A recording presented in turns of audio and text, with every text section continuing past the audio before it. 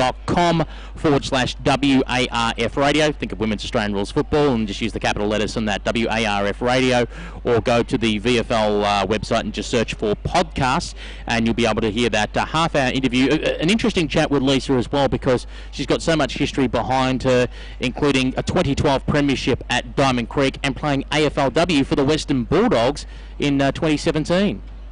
A lot of history and experience for Lisa Williams, and one of a number that have come across from Diamond Creek that it will be playing for the Essendon Football Club. But it is an interesting story, and we forget that women's football has come such a long way, particularly over the last 24 months, but there is a strong history that goes well beyond that not many people are aware of. So it was great to listen into Lisa having a chat about that. One of those things with a strong history is Melbourne University, who of course are still continuing on the competition, but now with a strong alignment with North Melbourne. Max Blake tells me he'll only be there to half time, so he won't be able to do those crosses for us. He's heading off to the Colang Imps game, but he said 12 minutes gone in the first term, Geelong 1-2 lead Melbourne Uni 1 straight. So 2 points in it. Close game there at Cardinia Park. Yeah, as we'd expect, of course, the two clubs essentially that will be joining AFLW in 2019, given Melbourne Uni are closely aligned with the North Melbourne Footy Club. The two coaches are coaching those respective sides as well, Paul Hood, Scott Gowans, and as we were mentioning earlier, Geelong, one of the favourites. And the first goal kicked off the game in the first minute by the look of it. Lucy Watkin. Yay! Hey! Our very own Lucy Watkin. Yes, yeah, Wharf Radio's Lucy Watkin. Alicia Habib with the other goal for Geelong. We don't care about that. So yeah. it's all about what I watch. So you can say she kicked the first goal of the year for Melbourne Uni, and that's it. You can just rest on your laurels now. Yeah, you are finished. Hashtag what I watch, 1T only, please. For those that might be keeping an eye on Twitter about how Lucy Watkin goes. And, you could say she goes okay at sport, when she played cricket for Melbourne Cricket Club first in women's Premier Cricket, and then also played soccer at Ashburton as well. So, some people go okay at sport. It's not fair. And also, if you're doing the media side, it's for those of us who are too unco to do the rest. You know what I mean? You can't be good at everything. It's not fair. Yeah, to be in the media, you got to be either too unco at sport, or you played your sport and now your body's broken down. Yeah, exactly. You can't do anything. And she's not either of those, and she's doing media, so she's just a step ahead of the game everywhere. Pick a side, Lucy. Absolutely. Let's have a look at this item and talking about players and injuries, etc. What a story. Jess Trend and for Kendra Heil. Now, Kendra's been named as an emergency when she does play for Essendon. She'll run out there wearing the famous 18, which is made famous by Matthew Lloyd. But Jessica Trend is named playing today. I could see her out there at the moment warming up wearing the number 1. Coxie, we were there that day 2 years ago at Mulgrave Reserve. Eastern Devils versus Melbourne Uni. She was going head-to-head in the middle with now Western Bulldogs premiership captain, I guess you can call it, with Ali Blackburn. Kept Ali frighteningly quiet for the first quarter and a half. In fact, Trent had just scored a goal as well and was just on fire. We were pumping her up saying, if this doesn't throw her name up in lights for the AFLW draft, I don't know what will. The very next second, there goes the knee. Yeah, typical. You jinxed her. Yeah, commentator's curse from Pete. I'd like to say it was Pete, not me. Yeah, thanks very much. But you were right, she was having a blistering game, and to be fair, a great season too for the Eastern Devils, and that knee injury couldn't come at a worse time for her. Probably could have played footy last year, elected not to, and elected to instead take the season off. Put her hand up for the draft, I believe, Pete, for the season just gone for the AFLW. Didn't get picked up for that. Fresh opportunity, obviously, under Brendan Major again, who was the coach of the Essendon Eastern Devils for a number of years. So under the leadership there, good to see her back out on the park, and she will be one of the important cogs in the Essendon midfield this year.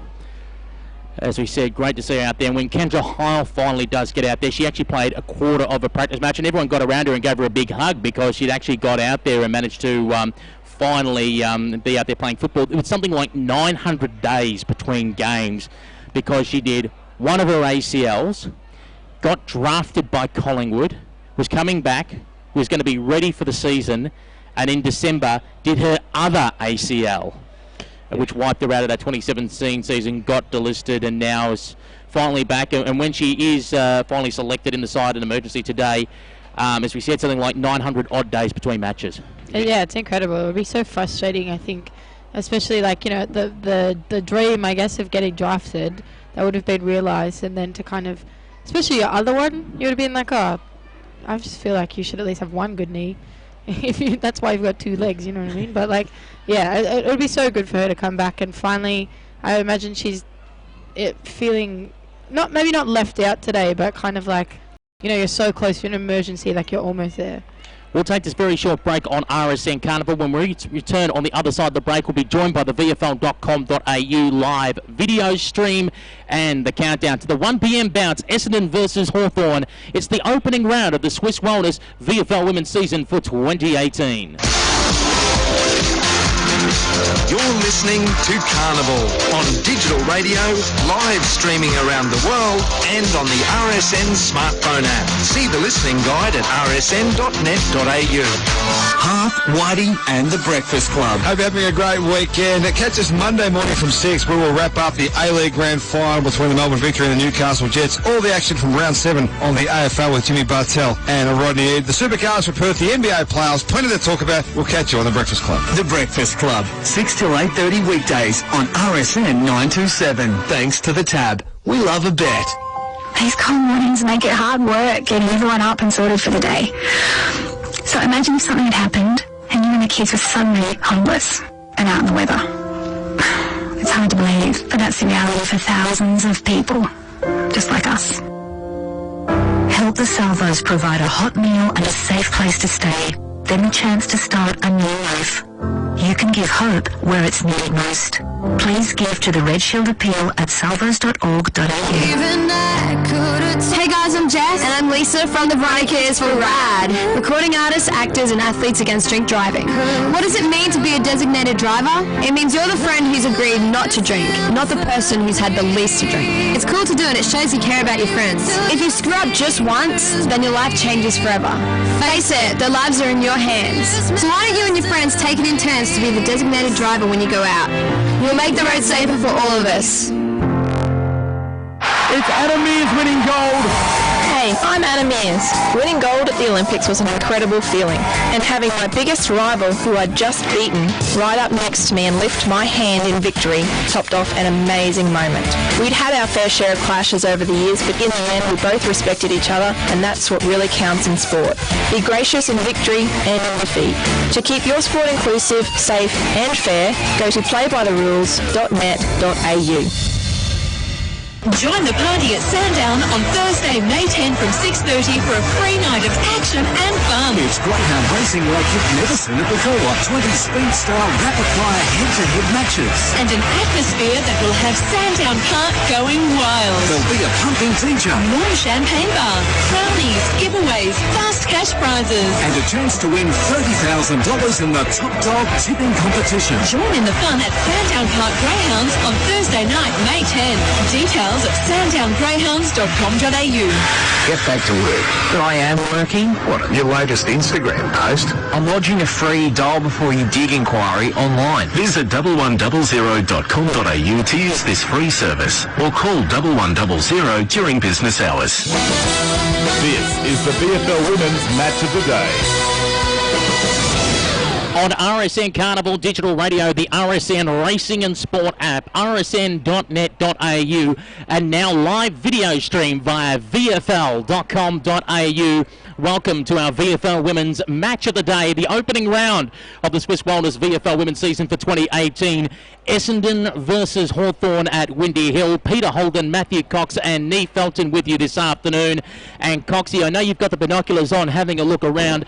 I suggest the crowd is swelled to something around about 600 to 650 people here. Yeah, good crowd gathering here at Windy Hill. As we said, there was a bit of atmosphere too when the Essendon football side ran out. A few cheers as well, but not as strong for the Hawthorn Footy Club. They are in enemy territory here at Windy Hill, so understandably not as loud, but fairly strong side selected for this afternoon's match as well. A number of players with AFLW experience, whether that was Season 1 or Season 2. A number of players from the VWFL VFL W in 2017 that have ended up on the Essendon and Hawthorn lists for 2018. So looking forward to a very good contest here at Windy Hill. The captains for this year for the Essendon Football Club, former Diamond Creek Premiership player, played in their 2012 flag, is Lisa Williams. She is wearing the number 9, where they have a new captain at Hawthorn this year. And when I say Hawthorn, they were known as Box Hill last year when Melissa Keyes was captain.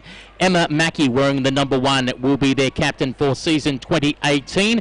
Mackey with the call and wins the toss, points back over her shoulder and says, we'll kick to the primary school end of the ground, which is left of vision for those watching on VFL.com.au, left of the radio dial for those listening via RSN Carnival, which is your digital radio.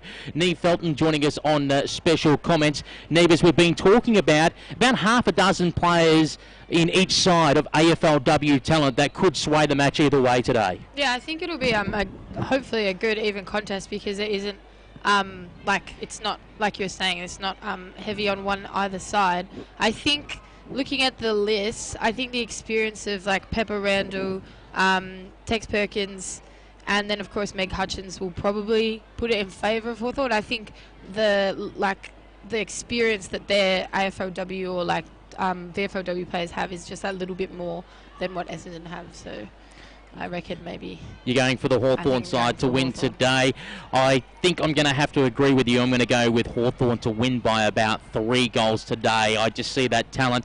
Essendon didn't rack up a win during the pre-season as well. Those Hawthorn players, when you talk about the likes of Meg Hutchins, who's strong across half back, Phoebe McWilliams and Sarah Perkins in that forward line, that duo is going to create headaches. Who do you take? Who do you watch? Particularly Lauren Moorcroft, who is going to have to take the best forward. She's going to have to pick one or the other, probably looking at size versus height. She'll probably go with Perkins because McWilliams would have a height advantage on her, and McWilliams might go further up the ground. Yeah. So we'll mark on that. Coxie as well, one thing to go through is there's been a number of rule changes to the VFLW this year. Hashtag memo. There was one put out for the VFLW competition. First things first, we must say it is 18 out on the field, not 16 like in the AFLW. Correct, and referring to notes here for the rule changes, 5 forwards must be in their team's front half of the ground at all stoppages, ball ups, boundary throw-ins, etc. With 2 of those players inside the forward 50, defenders must abide by the same rules, meaning 5 defenders must be in the back half. 6 by 6 by 6 rule for centre bouncers, in which all 6 of the team's forwards must be positioned goal side of the line. A breach of the rule will lead to a warning at the first instance each quarter. Now that's important to note, each quarter, before a free kick is awarded 35 metres from goal directly in front for every subsequent breach in a quarter. Umpires are encouraged to take a common sense approach. One thing I'm interested to hear about that with the 35 metre shot. I'm surprised they haven't done it like soccer, where you have the penalty circle, where they're actually going, if it's going to be set 35 out, because at the moment it's just the umpire's judgment, while they haven't just done a big old dot on the ground saying that's the penalty spot. If you give away that penalty because you're not lined up in the numbers, you're kicking from that spot. Yeah, I hate all this so much. It makes me feel like, you know, when in Harry Potter where like the rules of Quidditch get explained? That's how it makes me feel. I don't understand. I mean, I feel like Australian rules football already has so many complex rules and a lot of room for interpretation and grey area. To add these sort of like mathematical equations and then like the first time it'll be this, but then the second time it'll be this, is just stupid. It's not the same rules that everybody plays under. I don't understand why one league it would have all these like crazy rules. I just hate it. I hate it so much. Before we get underway, I don't mind it, because finally we've got people that stay in the forward 50, which I'm sick to death of having AFL games where players are in one quadrant of the ground, aka yesterday afternoon. I'm old school. Get rid of the 2 circles and back to 1 circle. You're still complaining about that. 15 years later. To get us underway here on our VFL Women's Match of the Day on RSN Carnival and VFL.com.au, here's your league caller, Matthew Cox. Lou Watton and Beth Kearney in the ruck for the Bombers. Big applause as we get underway here at Windy Hill. Tap went the way of Watton, straight to the deck. Carroll trying to clear for the Hawks. Ball on the ground, wrapped up Nesta. got a high tackle and will get a free kick in the middle of Windy Hill. Round one of Swiss Wellness VFL Women's action. The kick from Nesta goes towards the half-forward flank on the outer side. Good strong taken there. Good strong mark taken there by Phoebe McWilliams, former St Kilda Shark, and of course AFLW Giants player, goes inside attacking 50 with the kick. Ball came off hands. Hawthorn trying to wrap it in, top of the goal square. Essendon though get a hurried kick, looking in the trend direction. She takes the half volley, sold her teammate up the creek, and Meg Hutchins came in, bearing down, wraps everything up forward pocket. Broadcast side for the Hawks. No score either side. Hutchins and Trend, former teammates at the Eastern Devils. Perkins is going to do the ruck work here for the Hawks. Goes to the double fister. Ball hits the ground. No clear possession. Mackie lurking nearby. Still on the ground. Trying to shuffle a hurry kick out. There was Williams taken out of her hands. Mackie goes through again hurriedly.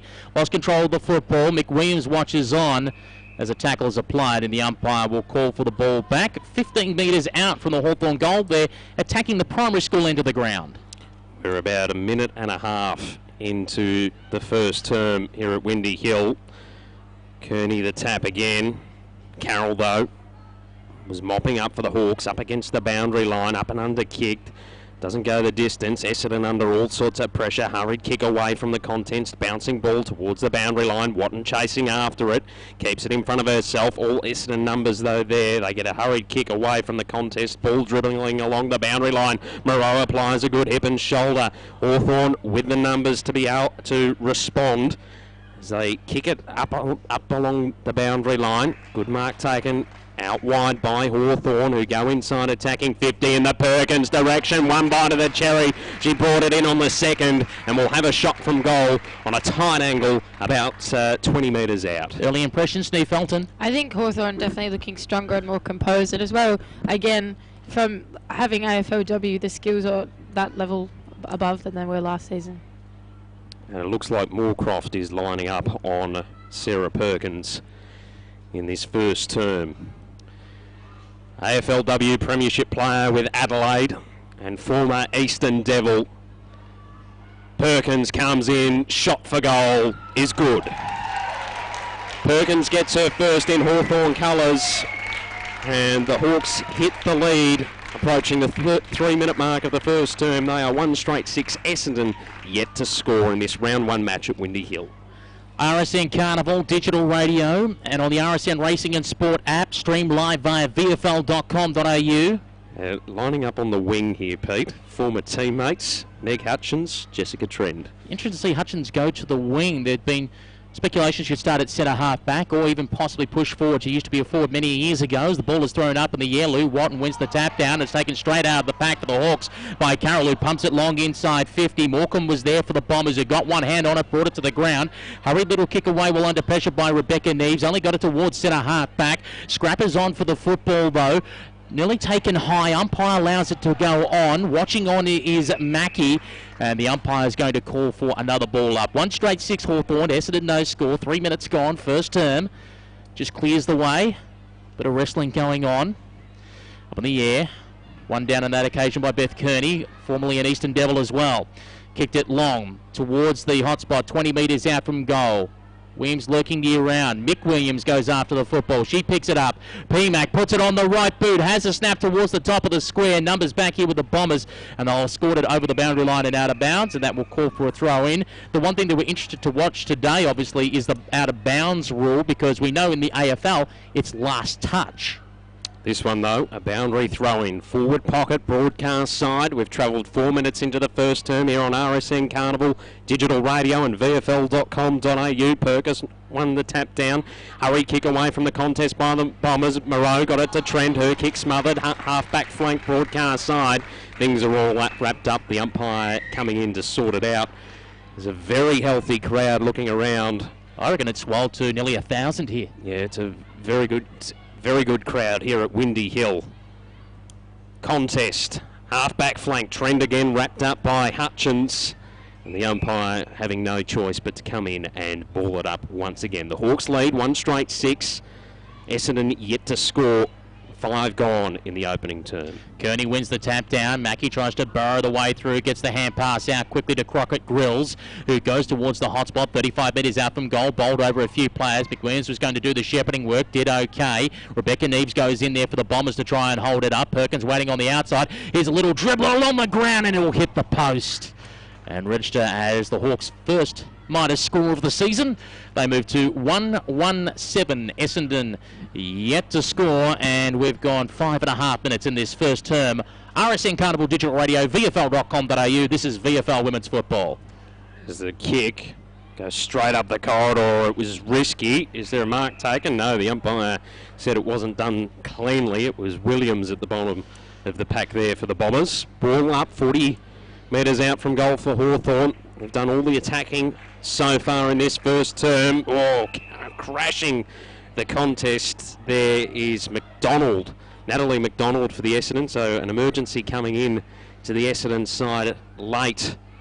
She kicks it towards the wing position. Ball came off hands. Quigley was sitting underneath it. Hot handball given into Moreau. Kicks the ball towards the half-forward flank. First time the Bombers have gone forward looking for Bullis. Up against the boundary line. She has to apply the tackle to wrap things up.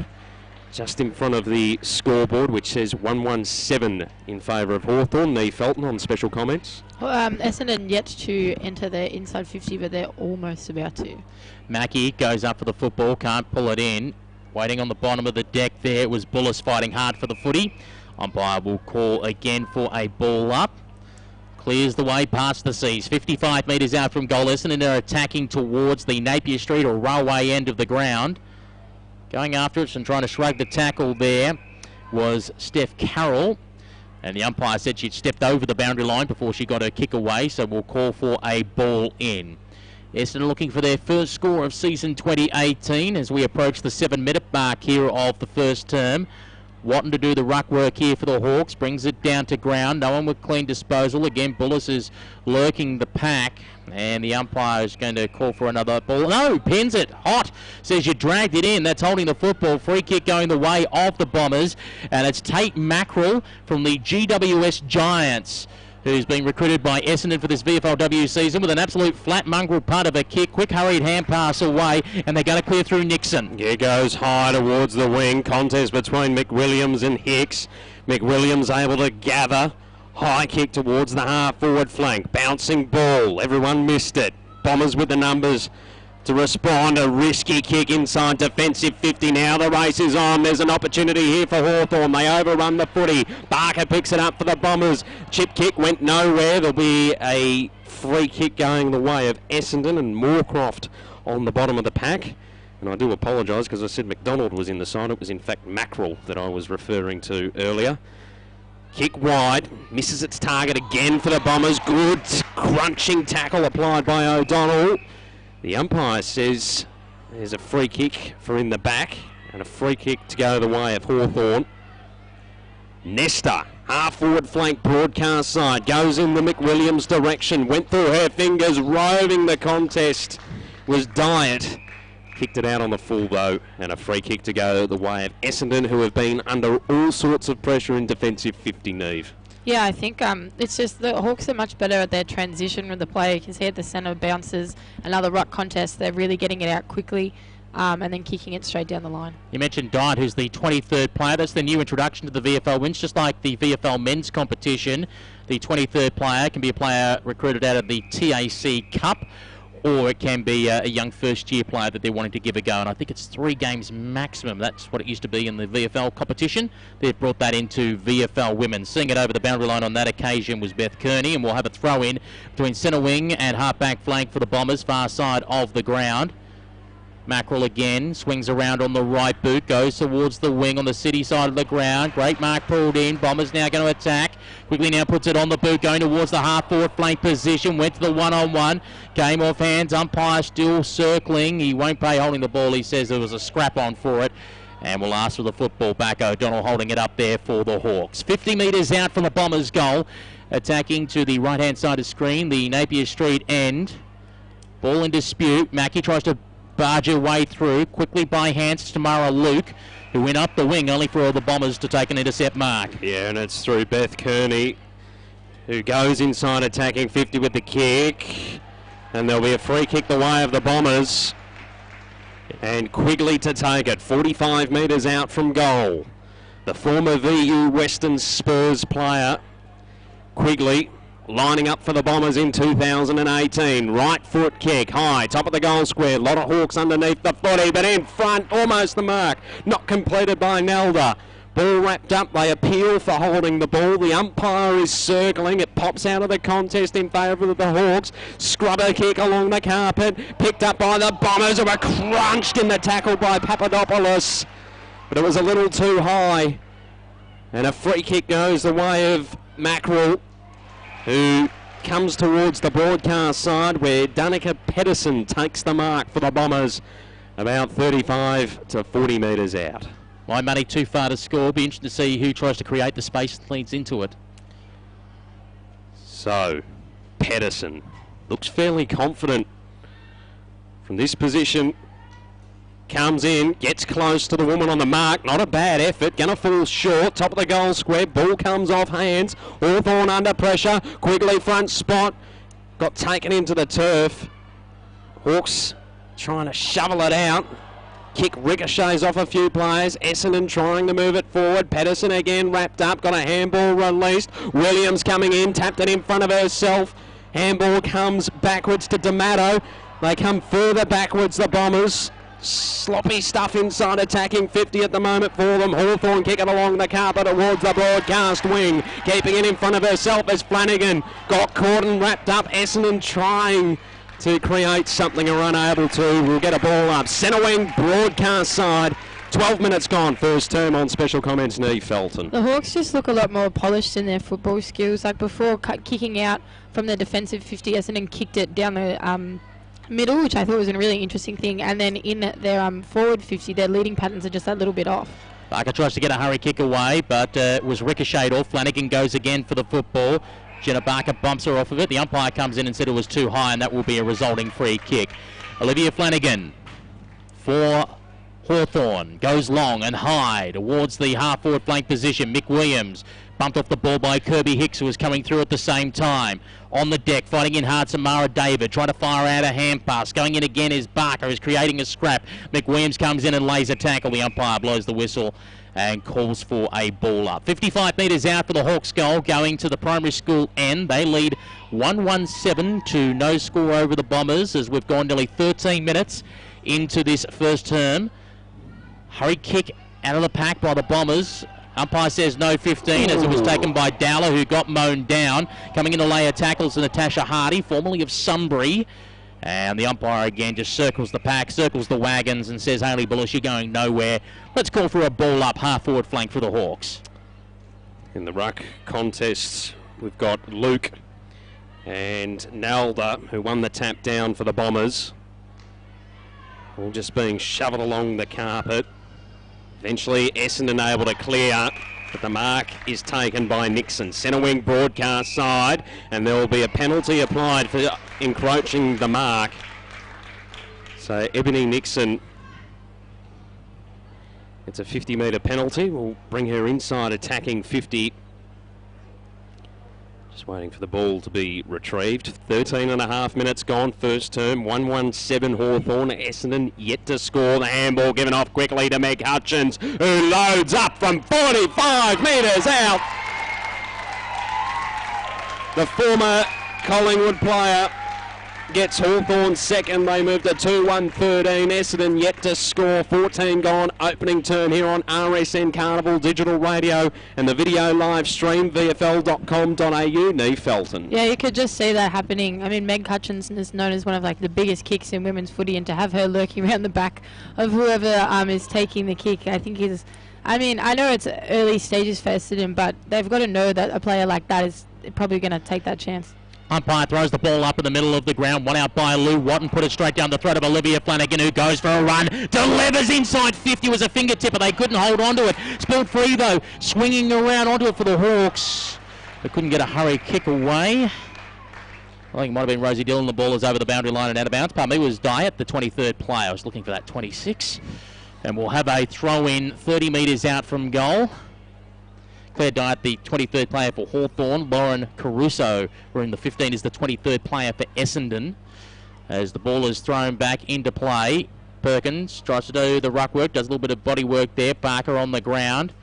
Try to get a hurried hand pass out. They're all hailing cabs. As going over the top was Rosie Dillon. The umpire calls for a ball up. Matthew Cox. Around the grounds, Max Blake providing updates from Cardinia Park. Geelong 2-4 to Melbourne 1-1. 12 gone in the second term. Cranston came off with an injury, but he's back on. That's Melbourne Uni, of course, as Dyatt there. Melbourne do technically have a VFL W team, but they're under the Casey brand. Not the first mistake for the season, or not the last. Casey. See, I'm still making them. Casey with the bide this week. Going well early. Throw in 15 and a half minutes gone in the first term. Once again, Hawthorn attacking. Fingertip Nalda. Ball extracted from the contest in favour of Essendon. They soccer it off the carpet. Kais, though, traps it. Got a handball away quickly. Inside attacking 50, looking for McWilliams. Hicks got a fist involved. Brought the ball to ground. McWilliams still going after it. And things should be all wrapped up. McWilliams very slowly getting to her feet, but looks okay. Have a ball up. 35 metres out from goal for the Hawks. Trying to strip away there was Crockett Gills. Up and under kick into the forward pocket. McWilliams sitting underneath it. Moorcroft claiming it. Did well in that marking contest, did Moorcroft, former Diamond Creek player. Kicks it high towards the half-back flank where Neves juggling it, doesn't complete the mark, looks to dish the handball off, has sold her teammate up the creek as Hawthorn. Oh, Neves did well to respond.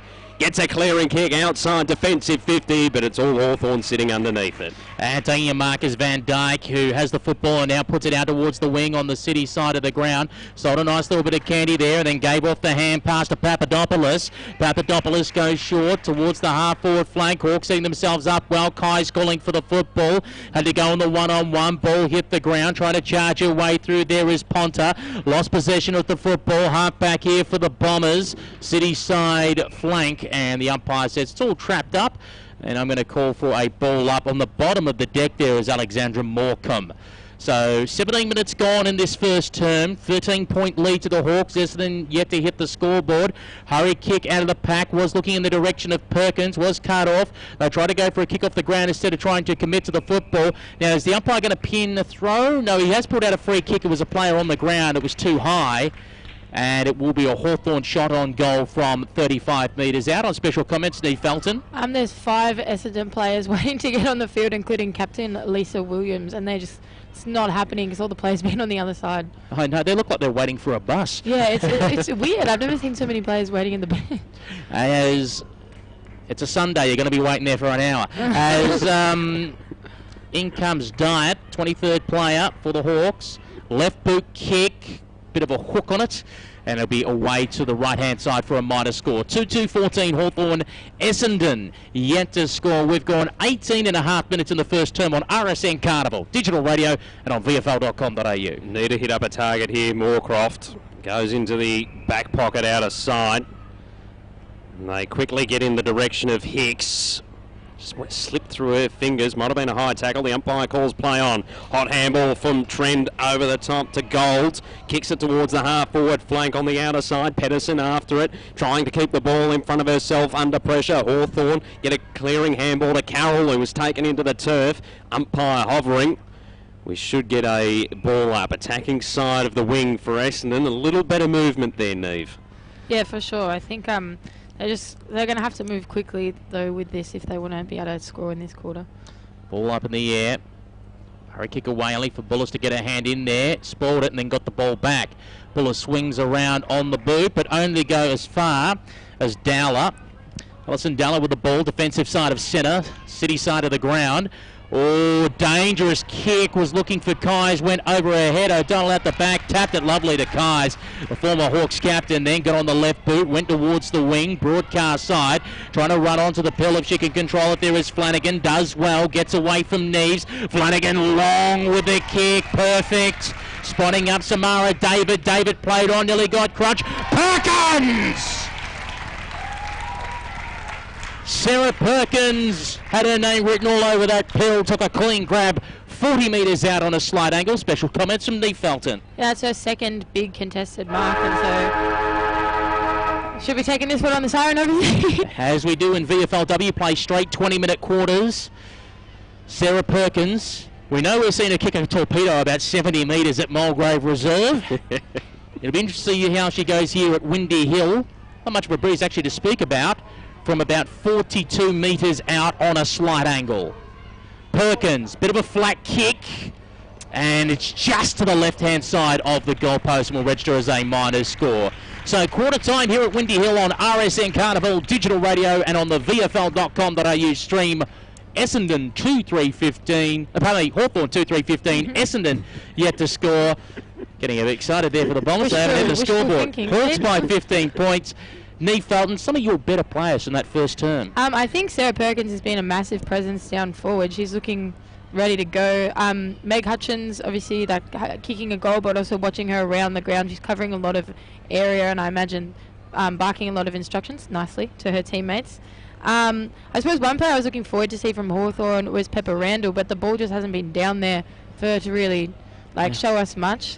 Watching Essendon, I think, like we were saying before, Trend, potential to be drafted years ago, unfortunately did was it her ACL? Yeah, just the one. She's got both knees strapped though, which threw me off a bit because I was like, oh, maybe she did something else. But yeah, both knees strapped. She just looks that little bit more polished than the rest of the players. I think Essendon, they look fresher, I guess, than Hawthorn. Hawthorn look a bit more well gelled together, and it'll be interesting to see if they can kind of just scrap together. Hopefully a couple of goals in the next quarter. Yeah, Neve and Coxie, I think that's, and maybe it's the advantage of the Hawks or part of the Hawks units playing together last year as Box Hill, is they seem to have a bit more composure going forward, where Essendon under pressure seemed a bit more panicked. Yeah, definitely, and I think I said it a little bit in the broadcast before, but when they were kicking into their 50s, some of the forwards were kind of just leading out, but they were all going at the same time, so then where the hotspot was at the top of the square was just empty, and they were going out and doubling back at the same time. So there was no advantage to doing that sort of thing. Yeah, Coxie, the one thing that picking up on Neve's point that I spotted when there was that mad scramble when the kick went to the top of the goal square for Essendon was 2 or 3 players, and you could see the experienced players like Quigley moved. It was 2 or 3 of their smaller rovers that were flat-footed, did not move at all, didn't try to get to the contest or whip around the front, waiting for it to come out. And it seems to be this, oh, I don't want to kick the ball, I'm trying to hand pass it off to someone else to snap, when really if you're in the forward line 20 metres out from goal, if you can, you just got to put it on the boot. Yeah, it's the game awareness, and as Neve was saying, the polish that seems to be missing for the Bombers. They've got that bit of attacking flair when they're able to link up, but beyond that, they just look that little bit green. Whereas Hawthorn, as you said, good decision-making skills. They're very composed with the football and able to navigate their way forward. We'll take this a quick break here on RSN Carnival Digital Radio and on the VFL.com.au stream. You're listening to the Swiss Wellness VFL Women's Match of the Day. 15-point lead to Hawthorn over Essendon. You're listening to Carnival on digital radio, live streaming around the world and on the RSN smartphone app. See the listening guide at rsn.net.au. Wednesday, the launch of the RSN 927 Sandown Cup Carnival. Racing Pulse and winners will be live from Sandown Park. The star-studded carnival is coming with 3 Group 1 events, including Greyhound Racing's richest distance event, the RSN 927 Sandown Cup. He's going to run some hot time here. We'll launch the carnival live, talking with the personalities. Then winners start sorting. Pump. It begins 8:30 Wednesday morning on the Greyhound leader, RSN 927. Got a big game this weekend? Here's where to meet up. The Mail Exchange Hotel, just 5 minutes walk from Etihad. Ales, wine, superb food and tap terminals. The Mail Exchange Hotel, where footy fans meet up. Corner of Burke and Spencer Street City, right opposite the steps at Southern Cross Station. Every week, more than 20 Australian families will hear the words that will change their lives forever. Your child has cancer. For the long and uncertain journey ahead, Red Kite is there with very real help, like hospital and community-based support, vital financial assistance and educational services. Can you help Red Kite support these families through their cancer journey? Visit redkite.org.au or call 1-800 334 771. It's Adam Mears winning gold. Hey, I'm Anna Mears. Winning gold at the Olympics was an incredible feeling, and having my biggest rival, who I'd just beaten, right up next to me and lift my hand in victory topped off an amazing moment. We'd had our fair share of clashes over the years, but in the end we both respected each other, and that's what really counts in sport. Be gracious in victory and in defeat. To keep your sport inclusive, safe and fair, go to playbytherules.net.au. Even I couldn't. Hey guys, I'm Jess, and I'm Lisa from the Veronicas for RAD. Recording artists, actors, and athletes against drink driving. What does it mean to be a designated driver? It means you're the friend who's agreed not to drink, not the person who's had the least to drink. It's cool to do, and it shows you care about your friends. If you screw up just once, then your life changes forever. Face it, their lives are in your hands. So why don't you and your friends take it in turns to be the designated driver when you go out? You'll make the road safer for all of us. One of them is where I shake my head to get my hair out of my eyes. There's another do like a little squeaking in my throat. Tourette's syndrome is a neurological disorder that affects thousands of Australians. It is characterised by involuntary movements and vocal noises called tics. We can't help it, and we're just like you in every other way. So visit tourette.org.au. This is the VFL Women's Match of the Day. And welcome back to Windy Hill in Essendon for the VFL Women's Match of the Day on RSN Carnival Digital Radio and on the RSN Racing and Sport app and VFL.com.au. A large crowd that went out to both huddles. It's actually taking quite some time to get off the ground. A lot of time. I think all the players are in their positions waiting, and finally, the last few, there's still a couple down near the cricket nets waiting to come off the ground. Fantastic to see so many supporters here supporting women's football. And if I look across to my right, there's a couple of ex-Essendon champions sitting in the stand. Sean Wellman and I think that's Simon Madden, is it, just sitting at the Essendon polo halfway? You've got to say the name right, like Rex Hunt would say it. Sam, not a well man. I'm not that quick. 2-3-15 Hawthorn, Essendon no score. We're about to begin the second term. Here's Matthew Cox. Thank you very much, Peter Holden. Back underway. Tap goes the way of Kearney for the Bombers. Hawthorn again, though, will win the clearance. The handball comes towards the broadcast side. They've got a bit of a burst. Hurried kick in the McWilliams direction. One bouncing over the boundary line and out of play. And as we can see with that disposal over the boundary line, no lasso in the VFLW, no last disposal, it's a normal throw-in. Good to see, good to see. Boundary throw-in just in front of our broadcast position here at Windy Hill. 2-3-15 Hawthorn plays Essendon, yet to score. Getting a fingertip to it there was Tamara Luke. All Bombers at the bottom of the contest. Hardy got dumped after she got the kick away. Running through there, Moreau. She lost control, goes back in after it. Now the hot handball will eventually end up in Hardy's hands. Got a kick towards the half-forward flank, didn't make the distance. Hawthorn again with the numbers. Essendon cut it off. Mackerel up and under kick towards centre half forward. Now Essendon have no one inside attacking 50. They have to go backwards to Williams. Her kick cut off. And Hawthorn bring it to the broadcast side. The mark taken by Flanagan. Flanagan goes with a chip kick, going to work out okay. Finds Crockett Grills, gets on the right boot, going inside 51, bounce, and then McWilliams got crunched by Lauren Moorcroft. If she got whacked any more, they were going to put up crime scene tape around it. Yeah, that was more than an ear massage. That was like insane, like Swiss massages or whatever. You're looking for a decapitation, in other words. Yeah, basically. Moorcroft just been reported. I'm not too sure. The umpire, I think the umpire had a fairly decent conversation with. Yeah, book's out. And had a chat to McWilliams, which would let McWilliams know that.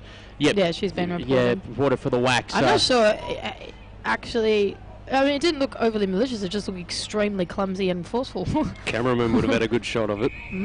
Hello to all those at the match review. They'll be watching that back. Hayes McWilliams comes in from 35 metres out.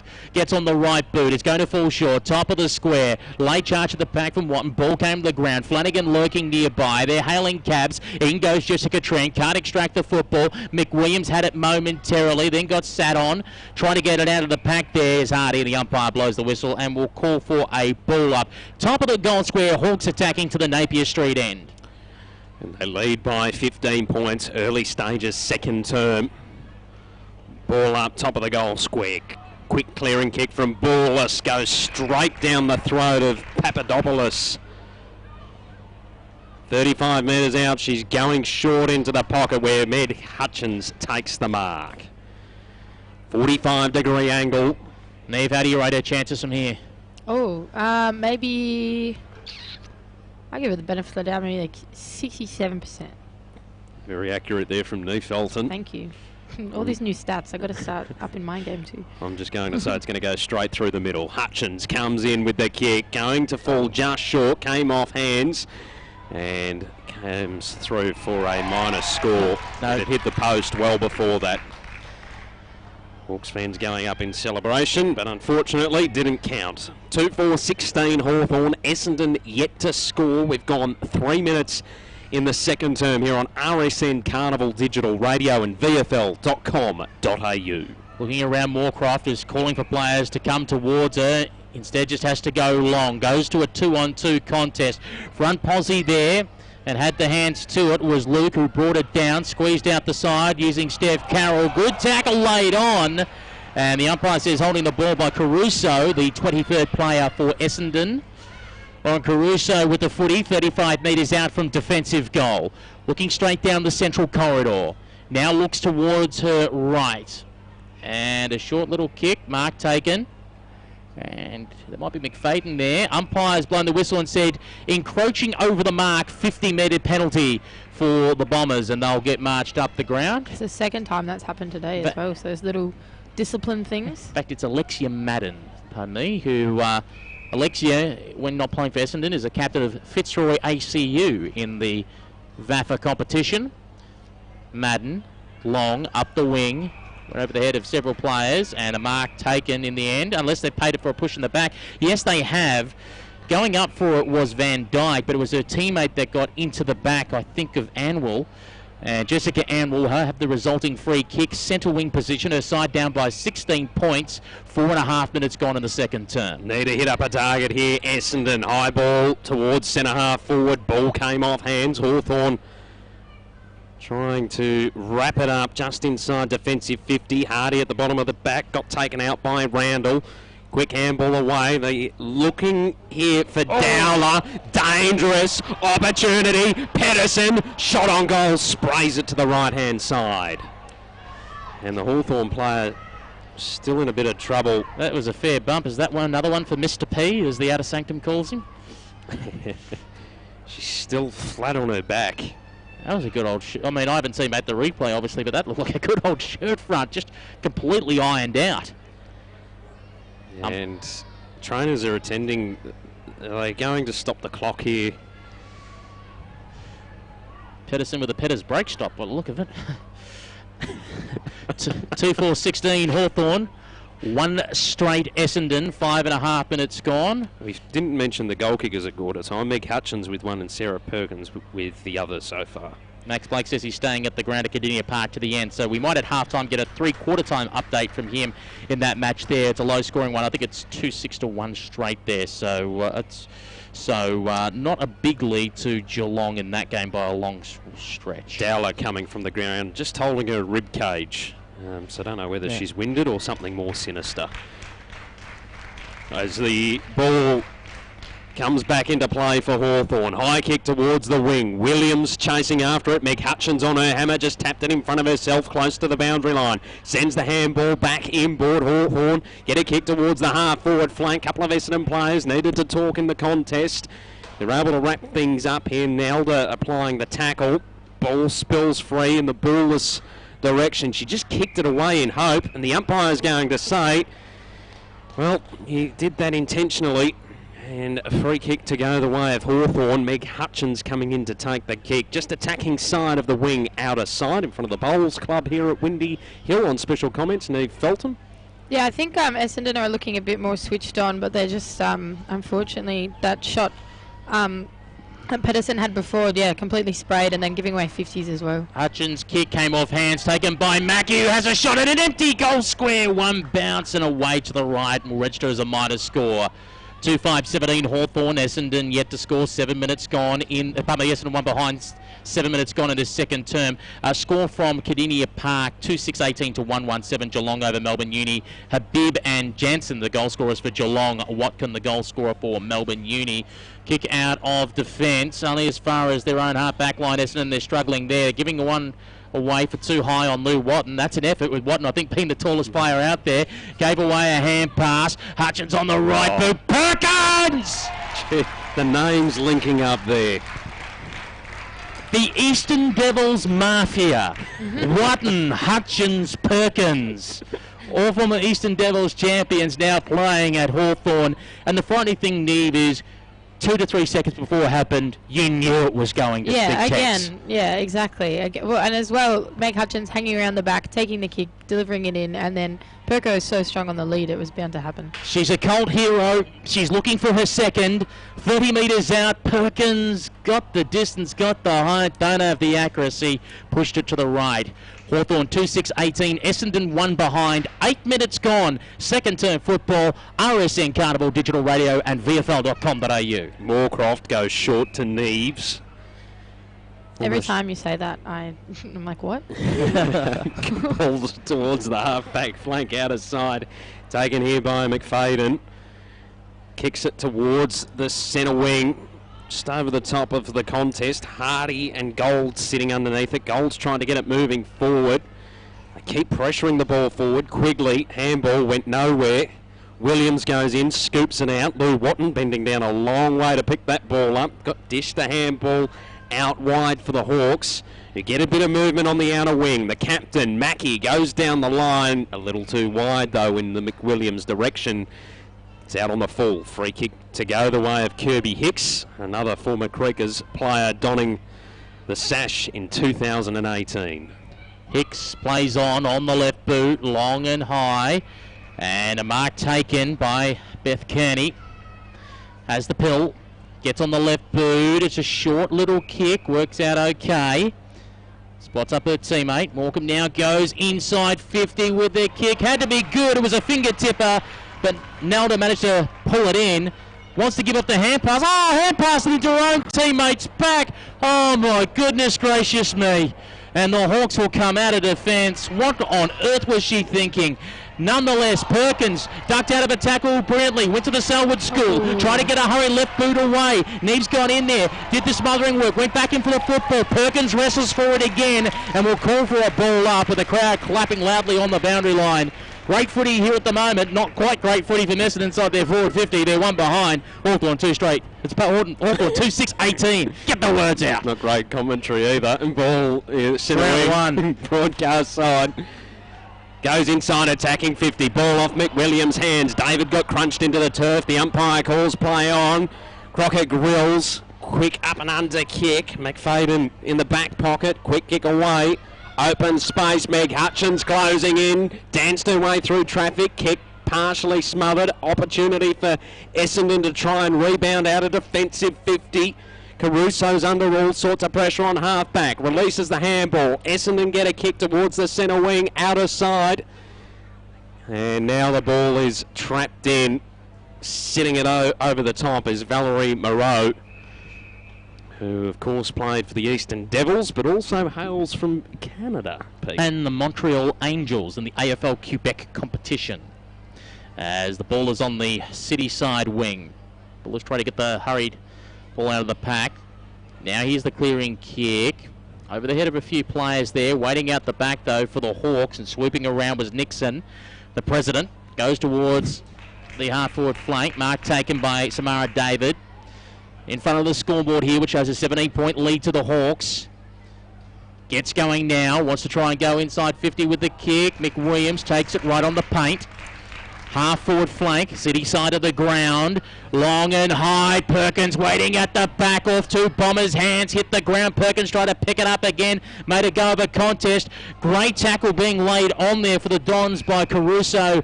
And the umpire says, you're going nowhere. We're going to call for a ball up. 35 metres out from goal. Ball up. Hawks again with a lot of numbers around the footy. Shot on goal, falls at the top of the goal square. Ball off hands. Watton Sitting there, waiting, watching. Neves collecting. Tackled by Watton too high.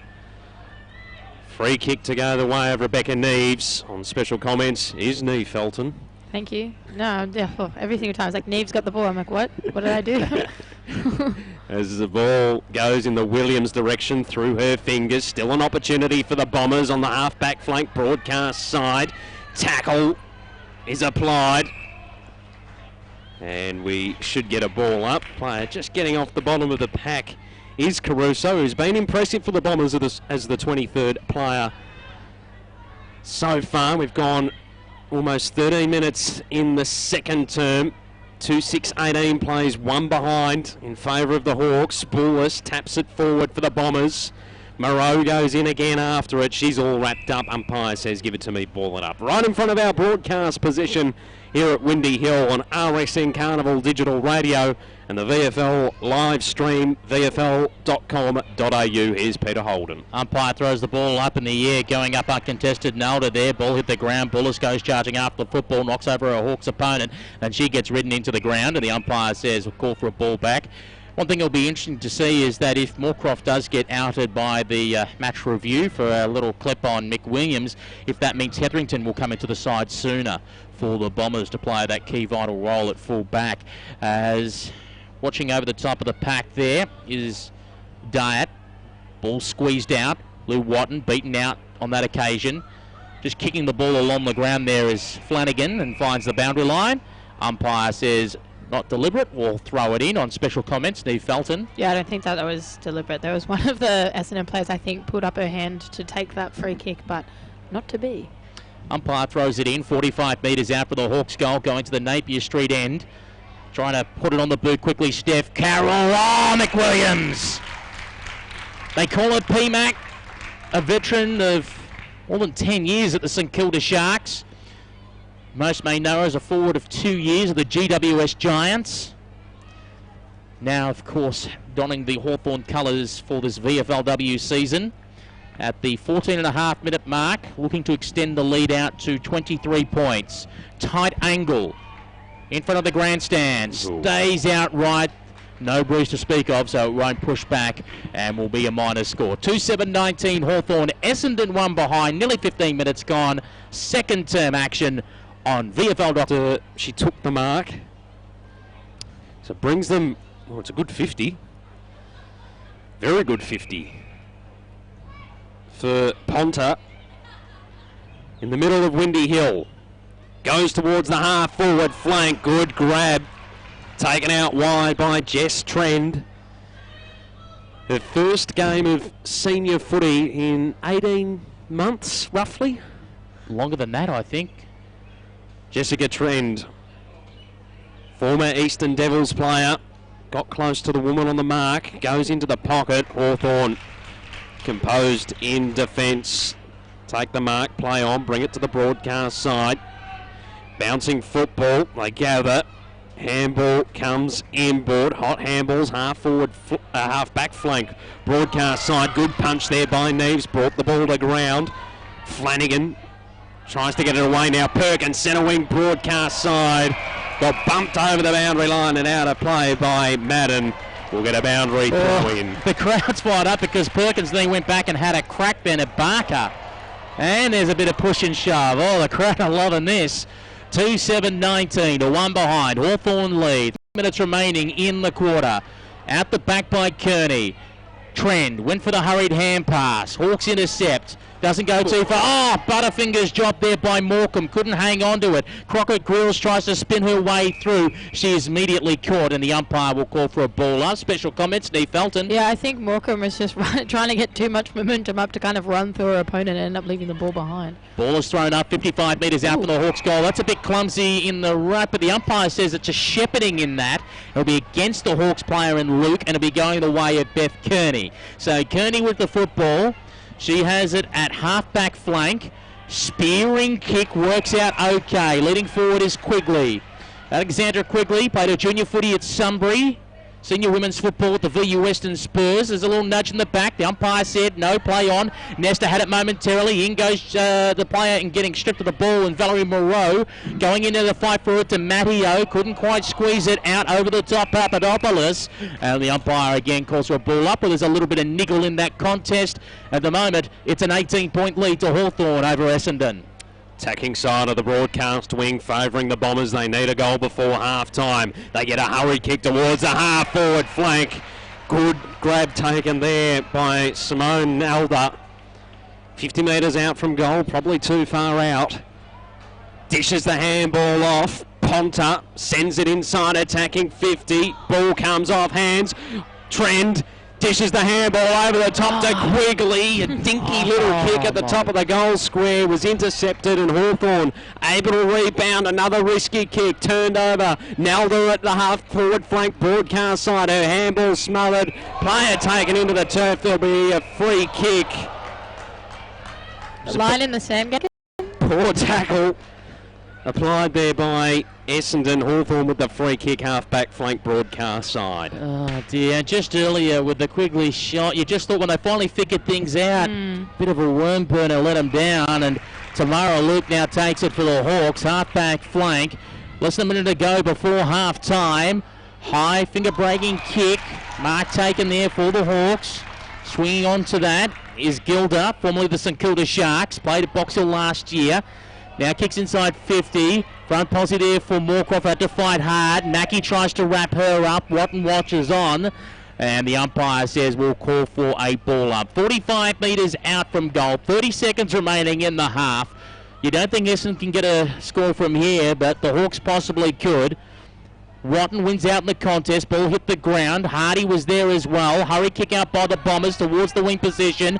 Waiting for it there, committed too early, the Hawks player. Valerie Moreau was nearby, taking the kick there. Maliaris quickly now gets it inside 50. The clock's going to run out of them. 7 seconds to go.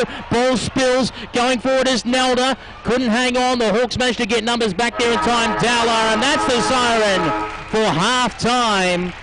Plenty of applause from the Hawks crowd. A good 1,000 or so people here at Windy Hill, and it's the Hawks with the advantage. 2-7-19. Essendon one behind. You do have that feeling, Neve, that just in the dying few minutes of that quarter, finally things were starting to look like they were going to click for Essendon after their nervous start. Yeah, they were getting a bit of momentum up, but when they got into the 50, their setup is just, it's a little bit sloppy, and they're not as quick to react as Hawthorn are once they get down there. I can't remember who it was, but they had the mark just on, pretty much on the 50, and no one was really, like, the players around the 50 weren't there was no one in the 50 to begin with, and the players around the 50 weren't pushing down to provide options, and they're letting Hawthorn flood their defence and set up their defensive setup before they can get organised in their forward 50, which is why I think they're finding it so difficult to score. Their defence is okay, the Bombers, and it's holding up considering the amount of pressure, but it's the hurried kicks. If you think back, Pete, what I'm thinking of is a little bit of Diamond Creek. The high ball entry? Yep, and the no strategic way of navigating around might be being caused by the Hawthorn pressure. Their pressure is extraordinary. For a round one match, it's quite warm out there. A lot of clapping as the Hawthorn players make their way into the rooms. They're looking fairly confident and up and about as well. Good support for the Hawks here at Windy Hill, but it is that pressure that I think is forcing Essendon to fumble. As we mentioned earlier, they're not, or they don't seem to be as polished as what Hawthorn are, so there's already that little gap and difference there.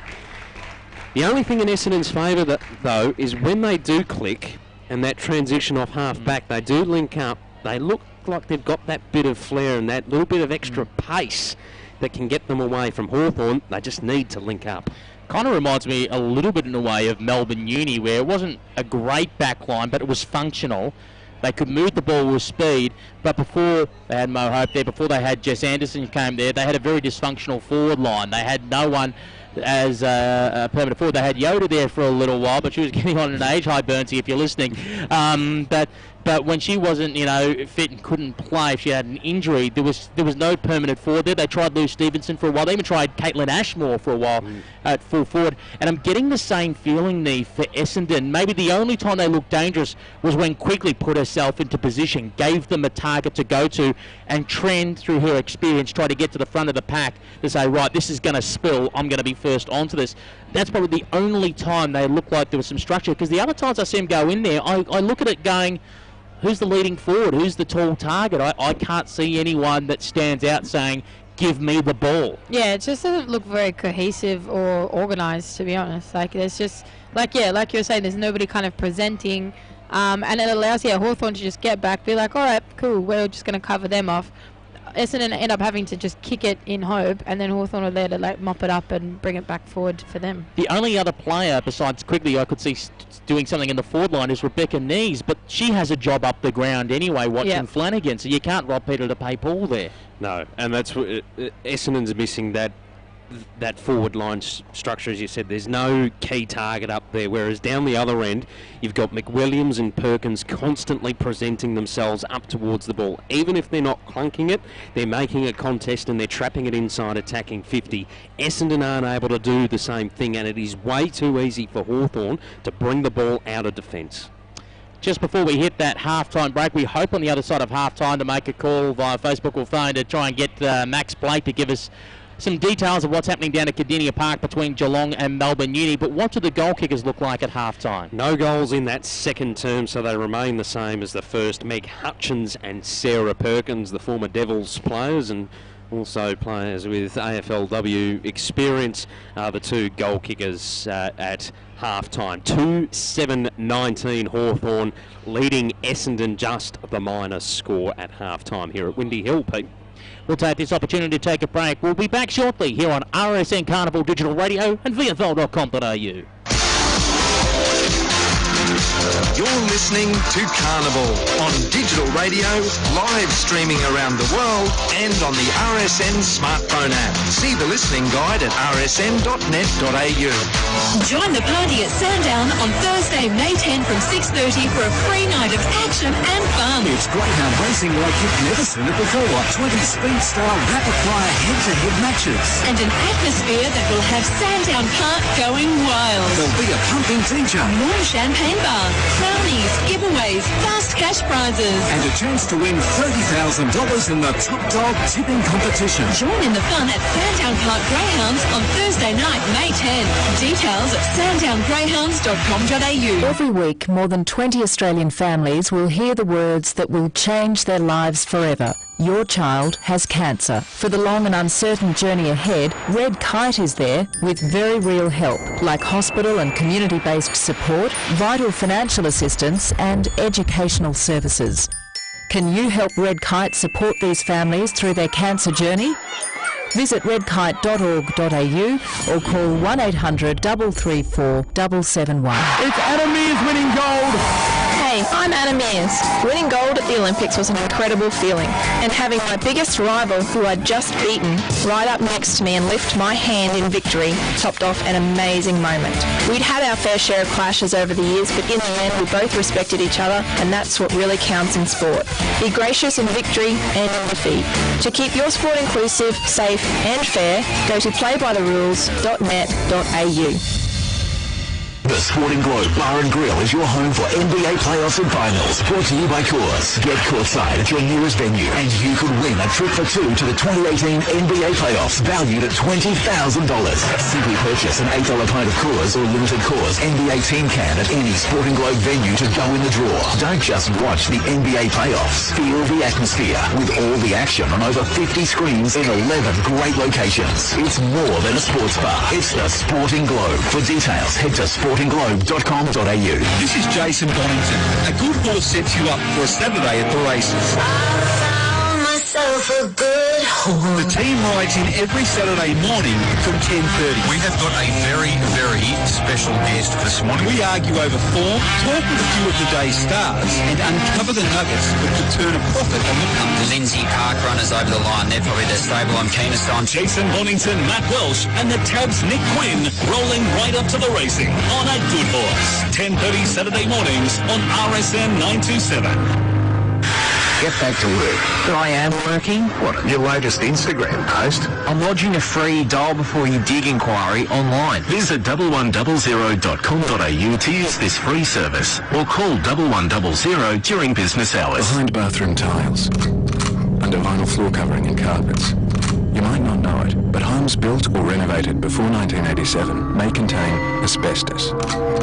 In cement sheeting, corrugated roofing, almost anywhere. So if you're renovating or doing a bit of DIY and you don't know the dangers, you could be risking your own and your family's lives. Is it my turn, Dad? Are you playing renovation roulette? Find out at asbestosawareness.com.au. This is the VFL Women's Match of the Day.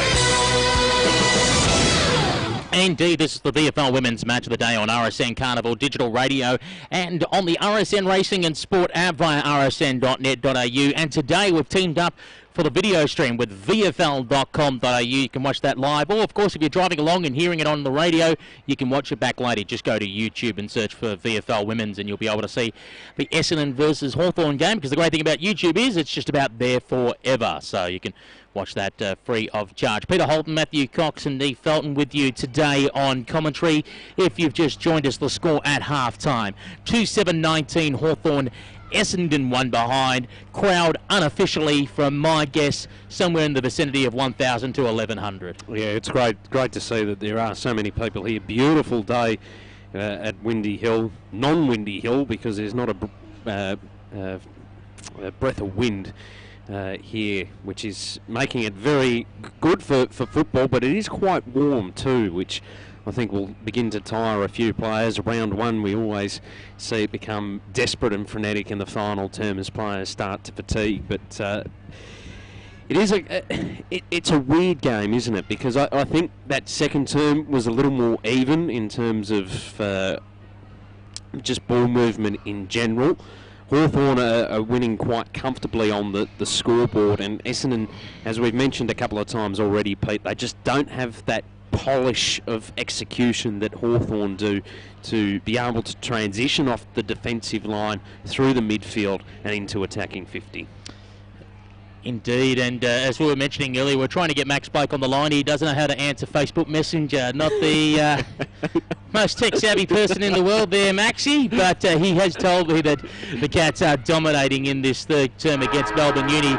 That game being played at Cardinia Park at GMHBA Stadium. Big upgrade, by the way, for the Cats women's team, because in years gone by they were playing on the oval outside at St Mary's Oval. The dust and sandy St Mary's Oval, that when you'd broadcast there and the wind would get up, you'd just get a mouthful of dirt every time you open your mouth to call. So no, good that they've made their way inside the stadium. Score at the moment, Geelong 4-7-31, leading Melbourne Uni 1-1-7. The solo goal kicker for Melbourne Uni, Lucy Watkin. Goal scorers for Geelong, 2 to Alicia Habib, 1 to Madison Jansen, and 1 to Danielle Orr. And that is at three-quarter time. So thanks to Max Blake there. Three-quarter time at Cardinia Park. Comfortable lead to Geelong. You would suggest if that keeps up, they're going to run out victors over Melbourne Uni. Melbourne Uni, geez, they've been gutted for players, haven't they, coming into this season? And it must be a difficult job, I imagine, for Scott Gowans, because in one way you want to keep the Melbourne Uni quarter together because you're playing under the name Melbourne Uni. In another way, you're trying to build up a list and look at players that you want for North Melbourne. And at the same time, there's going to be a player under the 23rd player rule coming in from Tasmania to play with them. Yeah, it's a mixed bag, isn't it, for the Muggers? It's not the usual Melbourne University that we've come to know, even though there is still a core group of players there. Most of them with AFLW experience have now dispersed across the competition, which was always going to happen when we knew the AFL sides were getting VFLW licences. But it has right back, and it will be interesting. We know how well Scott went last year at Diamond Creek in terms of developing players, making them versatile and constantly changing up positions. I mean, you think back to how Chloe Malloy was used at Diamond Creek. Originally up forward, running through the midfield, doing tagging jobs, inside defensive 50, I think even rucking at certain occasions throughout the VFL W season last year. I'd imagine that his plan is to do a similar sort of thing with the next group of players coming through at the Muggers. That's going to cost them results early on, though, and they aren't going to be the successful, strong Muggers side that we've come to know. As Hawthorn come back out onto the field to get ready for the second half, just a quick preview of round 2 for those that are watching via VFL.com.au and listening via RSN Carnival. The two sides that are down at the moment, Essendon and Melbourne Uni, actually meet next Saturday in round 2 at Windy Hill, 12 o'clock start. Be there for that. Also on Saturday next week, Richmond versus Darebin at the Swinburne Centre, otherwise known as Punt Road Oval. A number of games as the Essendon side come back out on the ground, get big applause. Number of games on Sunday. For Hawk supporters, you're heading down to Casey Fields. That's Melbourne's affiliate down there. Casey versus the Hawks. That is 11 a.m. on Sunday. And Casey's first game of the season, because they do have the bye this weekend. The Carlton Blues take on the Western Bulldogs at Rams Arena, otherwise known as Highgate Recreation Reserve in Craigieburn, 12 o'clock on Sunday. Williamstown versus the Southern Saints. They meet at the Williamstown Football Ground, Point Jellybrand, 2 p.m. on Sunday. And next Sunday, our RSN Carnival match of the day, we'll be bringing you Collingwood versus Geelong at Olympic Park Oval. Sunday twilight football on air 4 o'clock for a 4:45 p.m. bounce. Late start. Do we get penalty rates next week, Pete? Yes, we're on zero pay. You can put as many zeros on that check as you like. No worries about that. So the Essendon side now back out on the ground looking for their first goal of season 2018. The forward line hasn't been working for them, but mind you, they have been struggling to get it to their forward line because the Hawthorn half-backs and wings have been holding up very well and been constantly putting on the pressure. Hawthorn at the moment, just the 2 goal kickers, one to Hutchins and one to Perkins. But as we said, Sarah Perkins looking very dangerous in the forward line. Yeah, I think she's kicked 2-3 from memory, Perko. So providing that presence up forward. We haven't seen her run too much through the midfield, which is what used to happen at the Eastern Devils. Occasionally she'd pinch hit in the ruck and just impose herself on the contest there. She hasn't done any of that. And one report being Lauren Moorcroft for a, let's call it a clumsy ear massage on Phoebe McWilliams. I think that's putting it nicely. Gave her a fair old clip on the way through. The umpire brought out the book, and no doubt the VFL officials will be looking at that tape, and we'll hear on Monday or Tuesday what the outcome's there, if it's a set penalty or if off to the tribunal. You did mention a good question, though. If she does get rubbed out, who does take that number 1 defender spot in the Essendon side and come in to replace? Obviously, our attention turns immediately to Tanya Hetherington, former Diamond Creek player, and of course played for the GWS Giants in AFL W2. So who else it could be on the radar if that happens? We're talking hypotheticals here, but I honestly look at their list and I don't think there is anyone. You need someone with, because Moorcroft also plays that role of assistant coach, and that actually throws up a very interesting question as well. If Moorcroft is suspended, does that mean she's not allowed to step out into the ground as an assistant coach? That's a very good question. I'd actually, it'd be something interesting to find the details on, because if that's the case, then in that sense, if she's fit, you have to have Tanya Hetherington on the ground. You have to have someone with that experience leading what's a very young Essendon side and looking after that structure. Yeah, you do, and we know that she's got that leadership and can provide that general inside defensive 50, because she is a former coach of Diamond Creek in 2016, played a similar role for the Creekers last year as well, navigating traffic down in that defensive line. So she could be on the radar. Of course, it depends on the management and how much of a break that she wanted to have post the AFLW season. But she isn't one of the players that have played a consistent 18 months of football like a number of other AFLW players have. Great to have Neve Felton back in the commentary box. Neve, how is those canteen queues at half time? Chip. I was hoping for some chips, but the chips queue is massive. And I thought by the time I get there, they'll probably run out of chips and they'll probably tell me you're going to wait for chips. But you can get a coffee and a donut for $6. Donut Not enough jam, though. If you're going to advertise a jam donut, there better be more jam in it. Yeah, I hear you. I hear what you're saying. That's my review. It's better than the SCG, which I think someone showed me. It was like a hamburger and a bottle of water, $30. It's like, ouch. Hawthorn 2-7-19, Essendon 1 behind. Let's start the third term with Matthew Cox. Thanks, Peter Holden, here on RSN Carnival Digital Radio and VFL.com.au. Good tackle applied by Bullers first up. We'll get another stoppage to kick off this third term here at Windy Hill. Ball up again. Hawthorn fire the handball out. Dillon gets it towards centre half forward. Ball bobbling around off hands. Barker tries to release it. Neves able to get a quick handball away. Oh, they've got players out here. Essendon, good mark taken here by Gabby Gold. Middle of Windy Hill. Her kick smothered. Williams coming through. Bounced off her chest. Ball is extracted. Papadopoulos hovering over it. Taken down by Ponta. The umpire says, give it to me, I will ball it up. Attacking side of the centre square for the Bombers. They trail just the minor score. Hawthorn 2-7-19. As they look a little more attacking already in this third term. Essendon, good tackle applied by Mackrell. The umpire says it was a sling into the turf, and a free kick will go the way of Hawthorn. And they'll have a defensive side of the two centre circles. 18-point lead early stages third term on RSN Carnival. And they'll go for the switch towards the broadcast side. High in the air. Trent tried to park herself underneath it.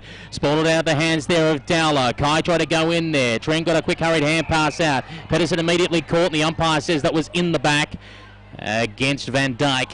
And the umpire says free kick. In fact, it was Golds that was on the ground. I saw a 0. Couldn't see the other number because someone was sitting on her. And that was Gabby Golds. Gets on the right boot. Goes towards the half-forward flank.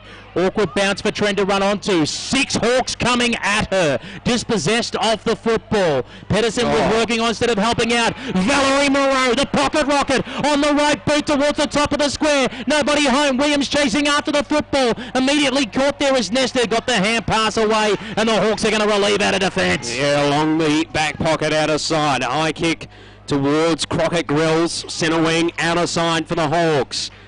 They retreat backwards with the handball. Luke kicks it up towards the half-forward flank. Essendon out the back through Hicks. Will rebound and kick it back towards the centre wing on the outer side. Contest, ball brought to ground. Luke coming through. Moreau takes her into the turf. The umpire says holding the footy and a free kick to go the way of the Bombers. Centre wing outer side. From the Montreal Angels and the Eastern Devils, Valerie Moreau goes short with the kick. Managing to spot up Barker. Barker amongst a flock of Hawks. 4 of them to choose from. And Flanagan dropped it like it was a piece of soap.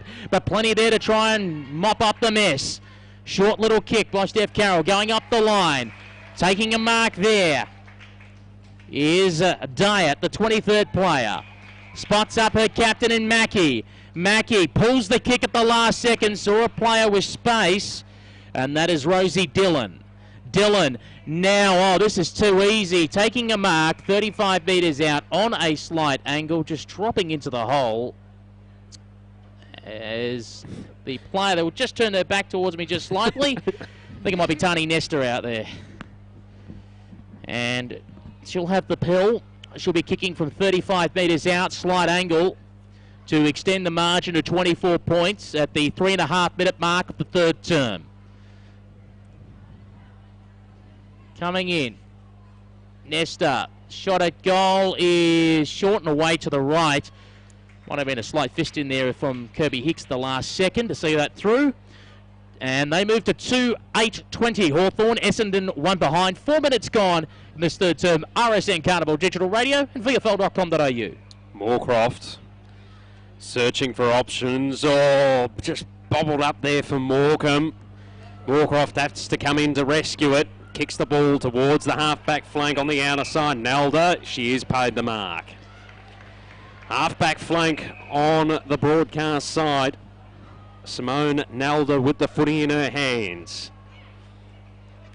Wants to go long in the direction of Beth Kearney. Had to come from a couple deep. Standing in front though, the captain of the Hawks, Emma Mackey, takes the mark. Half-forward flank, broadcast side for Hawthorn. Her kick, not the greatest, and Neves takes the intercept. Still on the half-back line for the Bombers. They trail one behind. Hawthorn, 2-8-20. Kick to the corner of the centre square broadcast side. It's the defensive one for Essendon. McFadden goes long with the kick towards the centre wing broadcast side. Ball's all wrapped up and almost spilled out. The umpire says that's holding the ball. Free kick to go the way of Hawthorn. Umpire just directing traffic, and it will be Dyett, who has impressed as the 23rd player for the Hawks. Claire Dyett gives up the hand pass. Mackie got a kick away, long and high, heading in the McWilliams direction. Too good overhead. McWilliams, 60 metres out from home, gets on the right boot, kicking long towards the forward pocket. Great foresight. And taking the mark 45 metres out from goal is Olivia Flanagan. Flanagan short to the pocket. Didn't do her teammate any favours in Watton, who was dispossessed of the football. Bombers with a chance to come out of defence. A ricochet as Morecambe tried to get a kick away. Flanagan doing the smothering work, and the ball is over the boundary line and out of bounds, 40 metres out from goal. On special comment and having a coffee, Neve Felton. Yeah, oh, you didn't have to mention that. No, I think Essendon are looking a bit more composed this quarter, but still kind of unable to get it really into their 50 to cause any problems for Hawthorn. Ball tossed back into play. Essendon trying to clear through. Ponta goes for a bit of a run and then kicks it straight up the guts. Straight down the throat, though, of Van Dyke. Goes wide with the kick. Half forward flank, outer side. Ball came off hands. Nesta in a bit of trouble. Got it away just in time. Hawthorn kick it towards centre half forward. Moreau was sitting underneath it, was unable to mark it. Now applies the tackle for the Bombers. So back on the deck. Wrapping up her opponent is Steph Carroll. The umpire says holding the ball. And a free kick to go the way of the Hawks at centre half forward. At least 7 minutes gone in this third term. Carroll, hesitant, decides to switch to the broadcast side. Taking the mark now, the president, Nixon. Swings around on the left, goes inside 50, looking for Dyett. Led well, took the mark on the paint, 50 metres out from goal. Goes short with the kick. It's a sandwich, 1-on-2 over the head of Mackie. And I think it's Neves out the back has taken the mark for the Bombers. And we'll have a chance to clear out of defence. No one really presenting to her. They're all flat-footed, and that allows Dyett to just fall in the hole of 3 Essendon players. That's not good. You can't be flat-footed. You've got to be moving. Dyett, who picked it off, is 50 metres out from home, looking to thread the eye of a needle, and she has! Had to be pinpoint perfect, and she spotted up Tamara Luke, who'll be having a shot on goal, 35 metres out. On special comments, Steve Felton. Yeah, I think Hawthorn have just been controlling the play and not really Essendon just spitting it back up every time they get it. Tamara Luke unloads for goal, got the distance, hasn't got the accuracy. It's away to the right. Another minor score, 2-9-21 Hawthorn.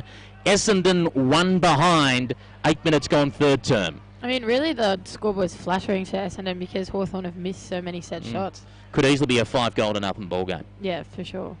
If not more. So Hicks to do the kick-in duties.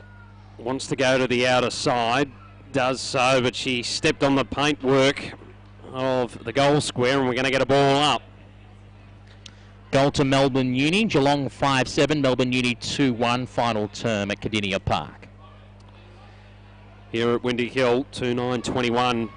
Hawthorn leading by 20 points. Essendon just the minor score on the board. A lot of Hawks players around the footy. O'Donnell was one of them. Had the clamps applied on her.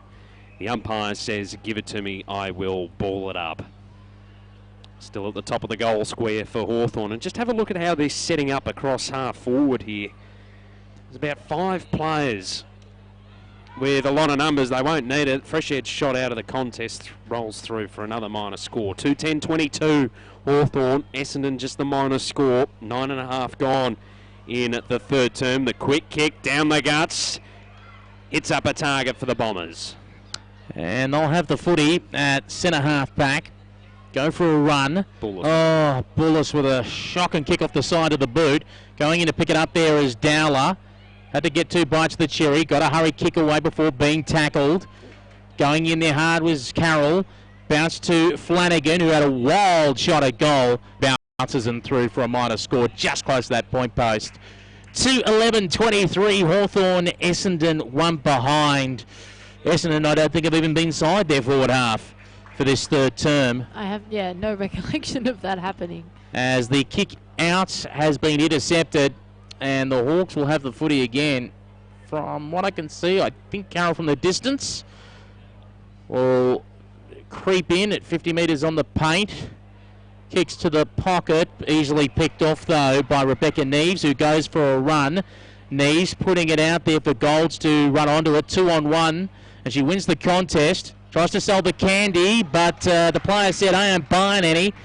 Lou Wanton tried to make a go of that. Caught hailing a cab there, the umpire says no prior opportunity, and will call for a ball up. Between centre wing and half forward flank for the Hawks, they lead by 22 points. Nelda over the top, won the tap down. O'Donnell coming through though for Hawthorn. Handball out of the contest. Quick chip kick. Down low. There's a whistle for a push in the back after the kick was taken. Oh, and another player got dumped. Yeah, Essendon just starting to be a little bit reckless. They've had a few off the ball incidents in this third quarter. Hicks inside defensive 50, gets taken into the turf. Essendon under all sorts of pressure. Ponta puts it towards centre half forward, comes off hands.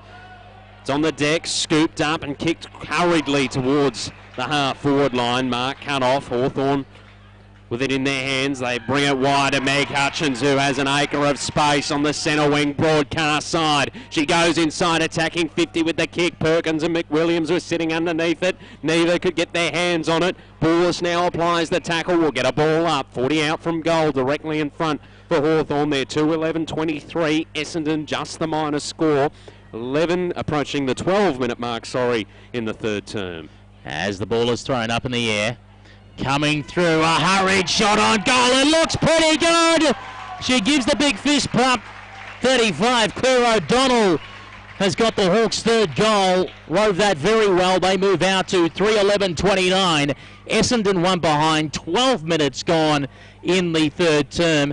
And you just had that feeling, Neve, it was coming, it was coming, it was coming. The Essendon dam wall was just going to break. Yeah, well, speaking of walls, like when Essendon, Hawthorn are peppering the goals sort of thing, and every time Essendon kick out, they'll man up, they'll man up in their defensive half, then they'll build a wall with like 4 or 5 players around the 50, see the wall, nice segue there, and then kind of let the players close by who aren't going to cause a problem, not cause a problem.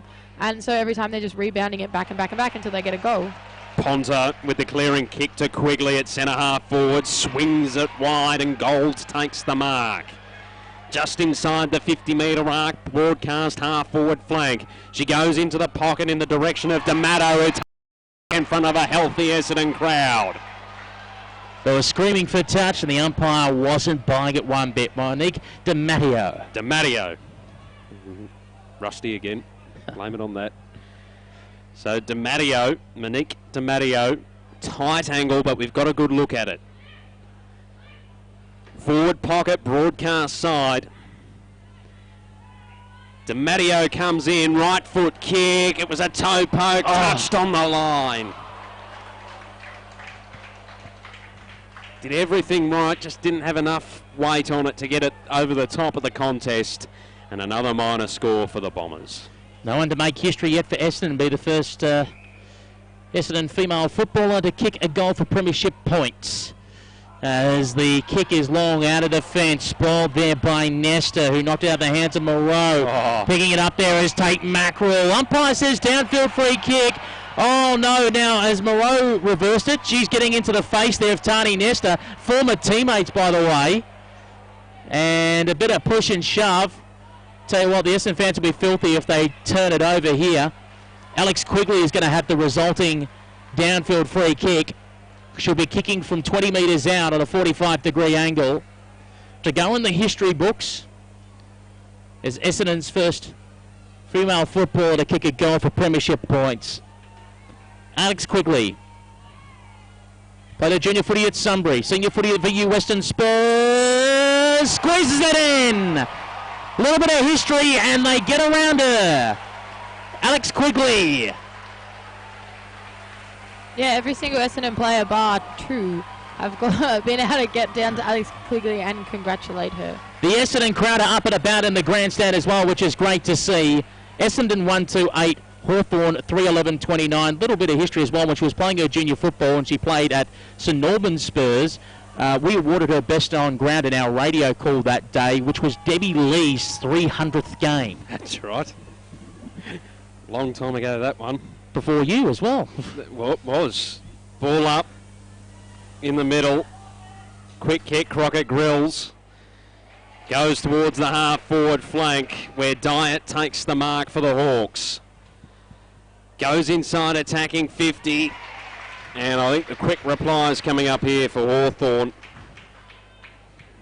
Might be Rosie Dillon with the mark on that outer side.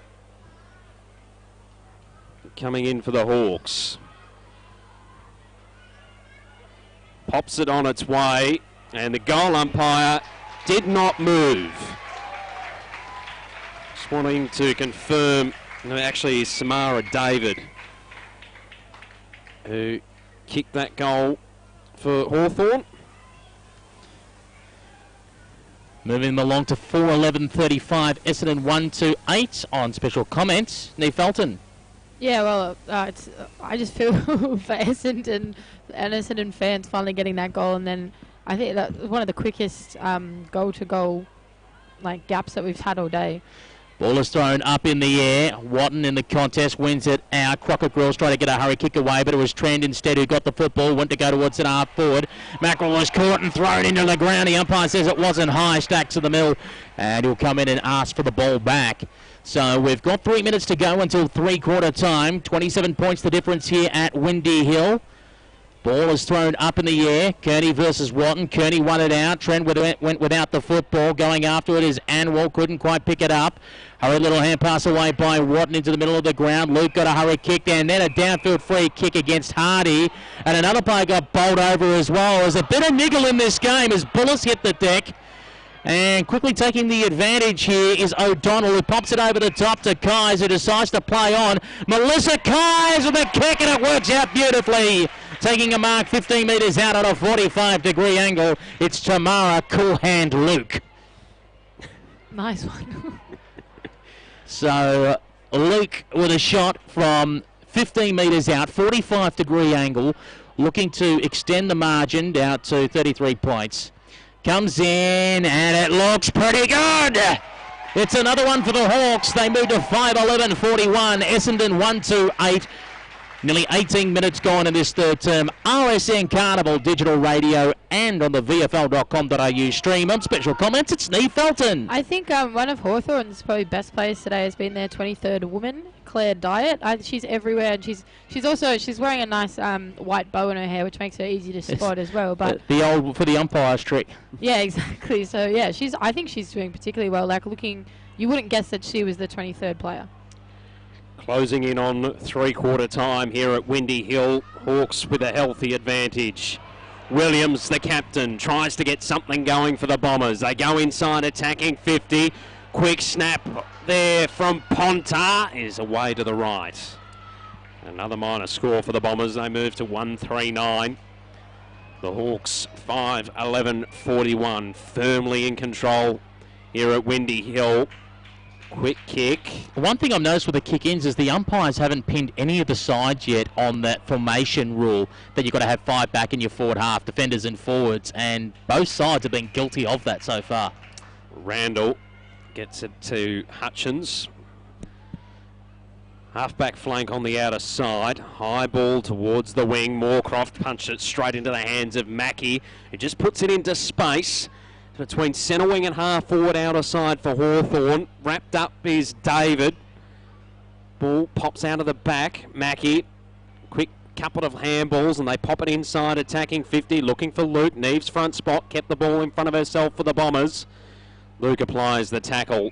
Ball is seen over the boundary line and out of play. We'll throw it in as we approach three-quarter time here on RSN Carnival Digital Radio and the VFL live stream, vfl.com.au. Spinning back into play. One out by Kearney on that occasion. Hit the ground. Papadopoulos spun around. Beat Moreau. Got on the right boot. Came inside 50. Lovely kick. Crockett Grills takes it. Crockett Grills goes with the short chip pass. Works out okay. And they want to move it on quickly. Siren could beat them. Indeed it will. Mackie going for the ball. Moorcroft in front, got the fist in there to spoil it. And that is three-quarter time at Windy Hill in Essendon. And it's the Hawks with a comfortable lead. 5-11-41 to Essendon 1-3-9. Neve Felton, your thoughts on the third term? I think it evened up a lot. I think Hawthorn just look so much more composed. They're not... Essendon has been I think they're getting frustrated, and that's coming out in those like free kicks that they've been giving away, and a few of the like little fights and stuff that have been breaking out. But I think watching Hawthorn, because they have played as Box Hill, or a lot of players have played with the Eastern Devils, they just they link up better, and then they can move the ball quicker, and then they take Essendon off guard. And Essendon don't, because I'm just going to assume because they haven't played together for as long, or like different sections of them haven't. They just a little unfamiliar about how each person plays, and they're not as used to it, and so their transitions are a lot clunkier, and that gives Hawthorn then the time to get around them and stop them transitioning nicely. Let's have a look at the goal kickers at three-quarter time. Matthew Cox. The Hawks, 5 individual goal kickers have kicked their 5 goals. Samara David, Tamara Luke, Meg Hutchins, Sarah Perkins and Claire O'Donnell, all with singles. And for the Bombers, the history-making woman in that third term was Alexandra Quigley, getting the first goal for premiership points for Essendon. And we should mention Sarah Perkins was the one that got it for the Hawks. Technically history making, the first goal kicker as Hawthorn. Yep, correct. We'll take this opportunity to take a break. When we come back, nearly full-time scores from Geelong and Melbourne Uni. That's all coming up here on RSN Carnival Digital Radio and VFL.com.au. You're listening to Carnival on digital radio, live streaming around the world and on the RSN smartphone app. See the listening guide at rsn.net.au. Half, Whitey and the Breakfast Club. Hope you're having a great weekend. Catch us Monday morning from 6 where we'll wrap up the A-League Grand Final between the Melbourne Victory and the Newcastle Jets. All the action from round 7 on the AFL with Jimmy Bartell and Rodney Eade. The Supercars for Perth, the NBA playoffs, plenty to talk about. We'll catch you on the Breakfast Club. The Breakfast Club, 6 till 8:30 weekdays on RSN 927. Thanks to the Tab. We love a bet. Join the party at Sandown on Thursday, May 10 from 6:30 for a free night of action and fun. It's greyhound racing like you've never seen it before. 20 speed-style rapid-fire head-to-head matches. And an atmosphere that will have Sandown Park going wild. There'll be a pumping teacher. More champagne bars, brownies, giveaways, fast cash prizes. And a chance to win $30,000 in the Top Dog Tipping Competition. Join in the fun at Sandown Park Greyhounds on Thursday night. Details at sandowngreyhounds.com.au. No matter what your age, most of us played sport when we were young. And there was always one thing that made you want to disappear into a corner or even give up your chosen sport. And that was when somebody on the sideline hurled abuse at either you or a teammate. These are the moments that make sport painful for so many kids, and the time has come to stop it. I'm Elise Perry from the Southern Stars, and my message is simple. Let kids be kids. Let them enjoy their sport without interference. Google Play by the Rules to find out more. Hi, I'm Lane Beachley. Cartridges for Planet Ark just had its biggest year ever. On average, 13,500 printer cartridges were collected every working day. And they were all turned into useful things like pens, garden beds, even road surfaces. So thanks to everyone who recycled from home, work or school. To make the coming year even bigger, check out cartridges.planetark.org.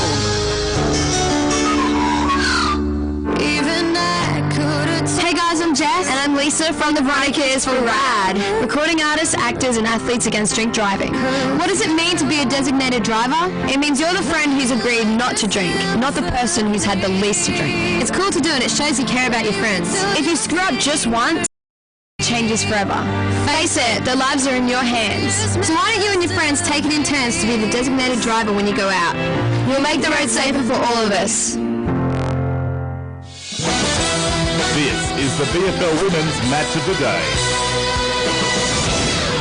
on RSN Carnival Digital Radio, the RSN Racing and Sport app, rsn.net.au, and our video stream via VFL.com.au. This is the Swiss Wellness VFL Women's Match of the day. Three-quarter time, Hawthorn 5-11-41 lead Essendon 1-3-9. Goal kickers for the Hawthorn Hawks, all singles, David, Luke, Hutchins, Perkins, O'Donnell. For the Essendon Bombers, 1-2, Alexandra Quigley. As the side gets together in a huddle at three-quarter time. Plenty of Essendon fans here, but no doubt will be disappointed that their side are 32 points down, but they'll be looking to finish off in a positive fashion. Just a reminder before we go those around the ground scores, we are bringing you next Sunday on RSN Carnival Digital Radio. Sunday, 4 p.m. We're on air for a 4:45 p.m. bounce down. Collingwood versus Geelong at Olympic Park Oval. Do join us then, and don't forget our weekly show, RSN Carnival. That's digital radio. We go rsn.net.au and then click on digital radio. There you can hear Women's Australian Rules Football. It's an hour show every week, Wednesdays, 6 p.m, talking about women's footy, not only just here in Victoria, but also around Australia and around the world, where Cox, we even get updates from what's happening in Ireland, in the UK and the London competition. And hopefully this week, man who's listening online at the moment, Brian Barish, the American BT, will hopefully be giving us his season preview about footy in North America. Yep, the number one destination for Australian women's football, and or nationally, internationally I should say. That's your number one go-to every Wednesday night, 6 o'clock on RSN Carnival, or is available as a podcast not too long after, and it is usually an hour unless you get me talking, Pete. Yeah, well, like 2 hours like this week. And you can find us on Twitter, by the way, at WARF Radio.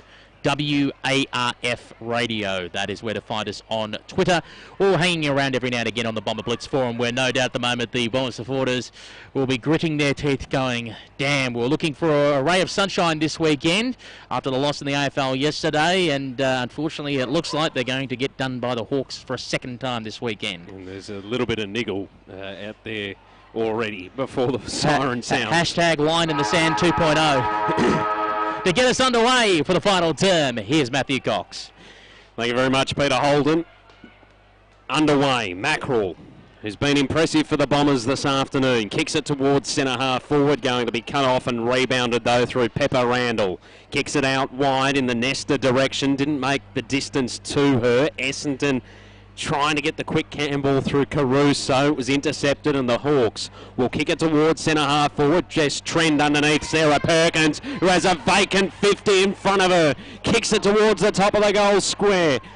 Mark not completed, but there'll be a free kick for in the back, applied by Jessica Anwell. Hawthorn with the free kick. Just waiting to work out who that is down there. It looks like it's Olivia Flanagan, who's looks a little bit proppy after getting that contest. Olivia Flanagan comes in, point blank range for the Hawks, and sneaks it through. 6-11-47 Hawthorn. Essendon stuck on 1-3-9, early stages, final term. RSN Carnival Digital Radio and the VFL website's live stream on VFL.com.au. On special comments this afternoon, Neve Felton. Yeah, so Hawthorn's sixth goal from their sixth goal kicker. So I mean, before the game we were talking about how amazing it is that you've got Perko and Pimac in the same forward line, but they haven't had to rely on them at all, which I think is really positive for the Hawks. Ball is thrown up in the air. Watton wins the contest. Again, won by that side of a 32, and Mackerel, the umpire, says, holding the ball. I can't help it. Every time I see 32, I keep thinking of Tim Watson, going back to the 80s. You're used to him being through the middle, taking the football. A sight familiar to many Essendon supporters. The kick, after the free kick, going out towards the wing, was dropped there by Sibley. Got the football back again. Jess Sibley looking for Phoebe McWilliams. 1-on-3. Kirby Hicks does the spoiling work from behind to Jess Trent. Trent, who kicks in towards the middle of the ground, only for it to be intercepted by Steph Carroll. Carroll on the right boot, looking for Kais. Was met in the contest by Ponta, but Kais got it back again. Goes inside 50. Perkins! Too strong against Neves. And again, another contested mark for her, and she'll be lining up for goal. Neve Felton from probably about 30 metres out. Yeah, I reckon she's a good chance to kick this one. She sprayed one earlier, which was a bit disappointing, but if she can get this, yeah, like I was saying before, she'll be their first multiple goal scorer for the game. Sarah Perkins directly in front, kicking to the Napier Street end of Windy Hill to extend the margin further. And she gets it. That's her second. 7:11:53 Hawthorn, Essendon 139. 3 minutes gone in the final term on RSN Carnival Digital Radio, the RSN Racing and Sport app, and via VFL.com.au. Again, Neve Felton, Melbourne Uni footballer. Oh, thanks. No, I think, Hawthorn are totally in control. There's not much to say. They're setting up better. They're moving quicker. Everything's flowing a lot better than they look. I mean, I think Essendon still look good. It's not like Essendon are a bad team and that's why they're doing well, but I think Hawthorn are just too polished. Agree with you, Neve. It's that polish and experience for Hawthorn that has shone brightly today around the grounds, Pete. Yes, Danielle Orr, formerly Danny Higgins, kicked 3 goals for Geelong in their victory over Melbourne Uni, 7-10-52 to Melbourne Uni, 2-1-13. Here at Windy Hill, Jess Trend is all wrapped up and we'll get another ball up, still inside the centre circle here at Windy Hill. Ball up, coming over the top there was Beth Kearney for the Bombers. And the ball hasn't gone too far further forward for them. We'll get another ball up. Between the centre circle and half-forward line for Essendon. Kearney wins the tap down, followed up her own work by putting a handball into a bit of space. Nesta chasing after it with Moreau on her hammer. And getting taken into the ground there, it looks like it was Mackerel. Hawthorn try to extract it. They're unable to do so. Ball up, centre half forward for Essendon. I'm just watching off the ball. It's interesting to see Sarah Perkins is having a chat with the third umpire saying, what about this new zoning rule? No one's sticking to it. Are you going to pay a free kick at some stage? Yeah. To be honest with you, there's players going down left, right and centre. There'll be an overturned free kick. They've got more to worry about at the moment than the zones, I think. Just making sure no one gets in a full-blown fight. There's Mackerel to take it. Back to your comment, Pete. I haven't actually been taking any notice of it. So I don't know whether they're just letting it go for round 1 or whether it's just skipped their mind. Pepper Randall, under all sorts of pressure, took it on the half volley, and Jess Trend came in like a clamp, put her into the turf, and we'll get a ball up. I do wonder, because if you think of it like in a soccer contest, it's almost like an offside rule if you're not back in that position. Well, they sometimes just have 3 boundary umpires. You need to have 4 boundary umpires and have 2 boundary umpires almost judge the offside, so therefore the field umpires can keep an eye on what's going on. McWilliams just sprinted back then to the forward or inside attacking 50, so Hawthorn had 2 players there. As the ball is in dispute, half forward here for the Bombers. Umpire comes in and says it's all locked up once more. Moreau there as well, watching on. Yeah, again, there's 4 Essendon players waiting to come on. Again, waiting for the bus. Watton tried to get a hurry kick away in the Perkins direction. Moorcroft all over her. Moorcroft goes to ground. So does Perkins as well, all wrapped up. Umpire allows play to go on as Mackie tried to fire out the hand pass. Want the 1-2 back. Got a kick away before being taken down by Morecambe. Ball has an awkward bounce going after it. Is Neves. Neves got to get through traffic. Carroll in there. The umpire says it was touch. Play on off the boot. Ball is now on the deck for Ponta, who went over the top of it. Coughed it up though. Hurry kick away by Nixon, who got it to Perkins. Perkins got a kick away before being shoved by Moorcroft. Empty goal square. Ball doesn't bounce correctly for Gilda, who overran it and then pulled up with a bit of cramp afterwards. Bullis goes chasing after the football as well. Immediately caught by Samara David. In goes Mick Williams, sitting on a Khyber pass, trying to get a hand pass away. Going in there, Yule as well. Hurry kick out by Caruso by the Bombers towards the half back flank rather. Hurry kick by Kais towards the McWilliams direction, over her head, running in the goal square, flooding it. Oh, Falcon! Falcon on McWilliams. McWilliams lost control of the ball. In goes Moorcroft. Moorcroft hand pass away, going to clear out the defence of the Bombers. Hurried kick on the boot by Beth Kearney, gained some distance, punched over the boundary line by Mackie, going in that contest with Pedersen. Get a headache pill quickly out to Phoebe McWilliams. Yeah, that was something. She wanted to headbutt that through. Olé! Handballed it straight into her face from less than a metre away. Throw in. David tackled And we should get a ball up on the 50-metre arc. Can you do an interview with Mick Williams afterwards to see if Sharon is printed all over her forehead after that? Very nice. Looking for the Mateo has come off for Essendon limping really heavily, so she's just hopped literally over to the bench. Keep an eye on that. Ball on the half-back line. Essendon in a bit of trouble. Moreau got punched out of her hands. Hawthorn with numbers around the footy. They're a little bit flat-footed. Tackle didn't stick by Unwin. And a free kick will go the way of Crockett Grills. Just outside attacking 50. Broadcast side. She pops it up in the Meg Hutchins direction at centre half forward. Given the instruction to go long, that's exactly what she does in the Perkins direction. Moorcroft came from behind, brought the ball to ground. Hicks, the handball a little too hot for it. Ball spills free. Essendon able to mop up. The kick out of defensive 50, not great. Nesta takes the mark. Got clobbered on the way through by Pedersen. So Nesta has the ball just outside attacking 50. Broadcast side, 8.5 minutes gone in the final term. Hawthorn send it back into attack. Good mark out the back bow by Neves for the Bombers. Neves with the footy, hesitant. Flanagan comes at her, gets on the right boot. Pedersen outmarked on that occasion. Nesta again, plays on, switches inboard with the kick. Umpire says dumped, and that will be a downfield free kick, which means they have to bring the ball a few metres forward. Call play on for Papadopoulos, who switches towards the half-back flank on the outer side of the ground. Grubber of a kick by Nixon, works out okay to Luke. Tamara Luke, half-forward flank, right boot, heading in the Perkins direction. She went for a fly, couldn't get there in the nick of time. Bullis is there, ripped off the ball there by Diet. Trying to go through and stripped at the football as Madden. The umpire says that's holding the football, incorrect disposal. And it's going the way of Melissa Kais, who was captain of the Hawks last year when they were known as Box Hill. And was also the lone soldier for the Knox side a couple of years ago when they were in the VFL W as well.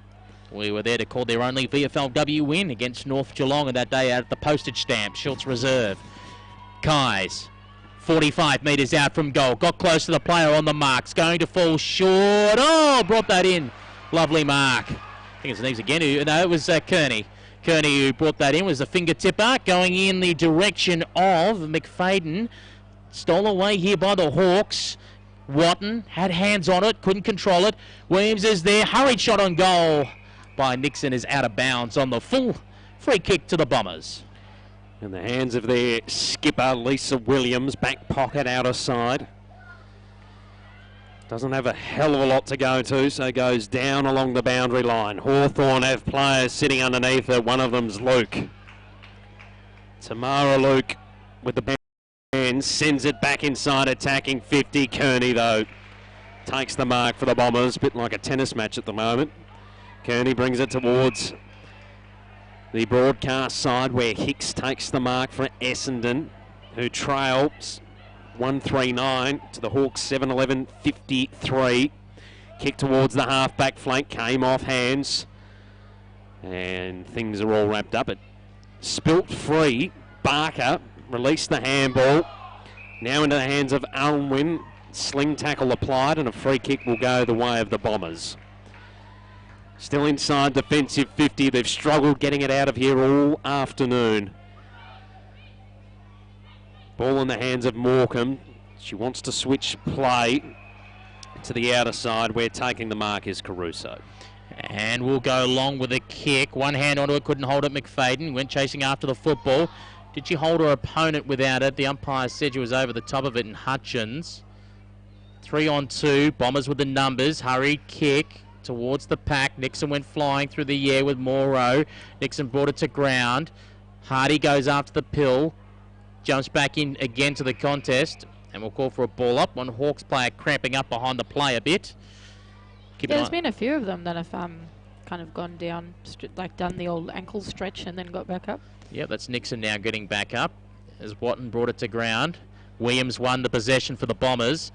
Nothing really to go to inside 50, and it was easily read there by Van Dyke. Went one direction and went the other.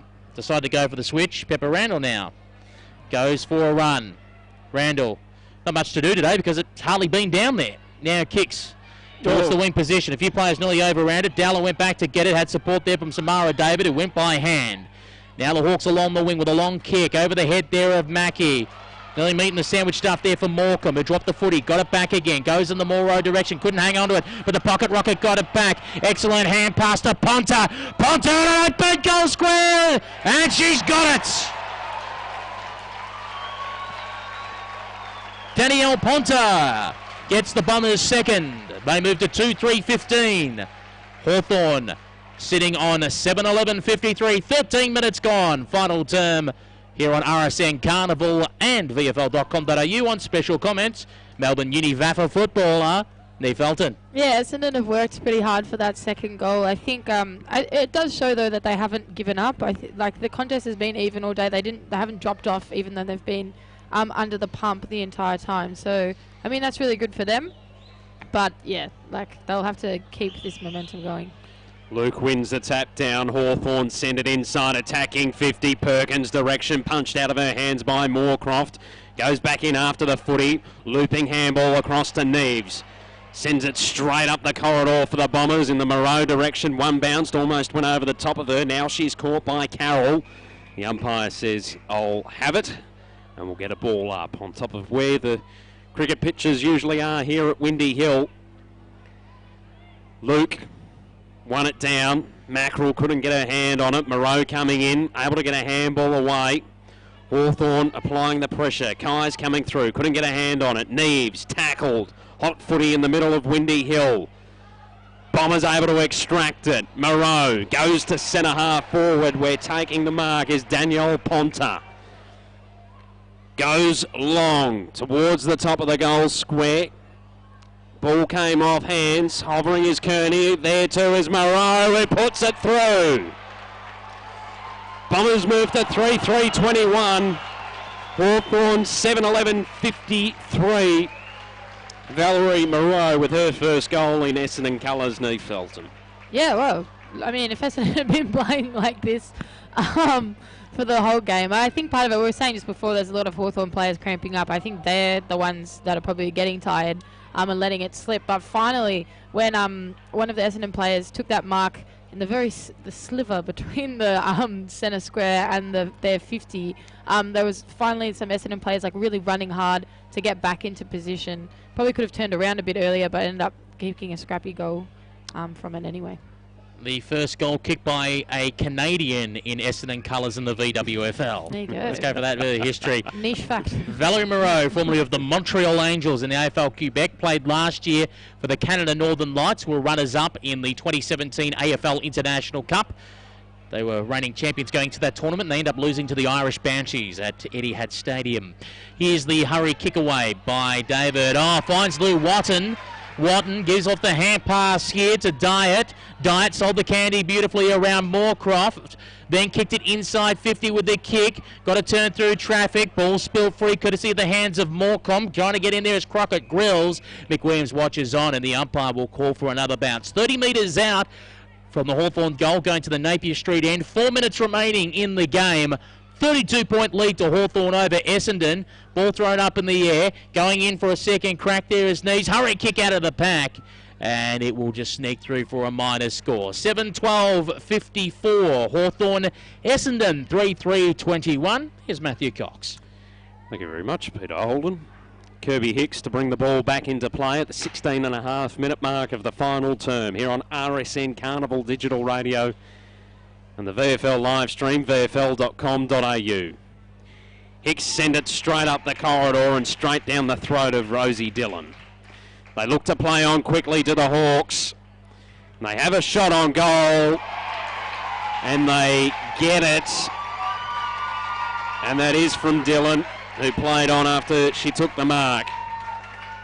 So 8-12-60, Hawthorn move to Essendon 3-3-21, late stages final term. Sorry, Neve Felton on special comments.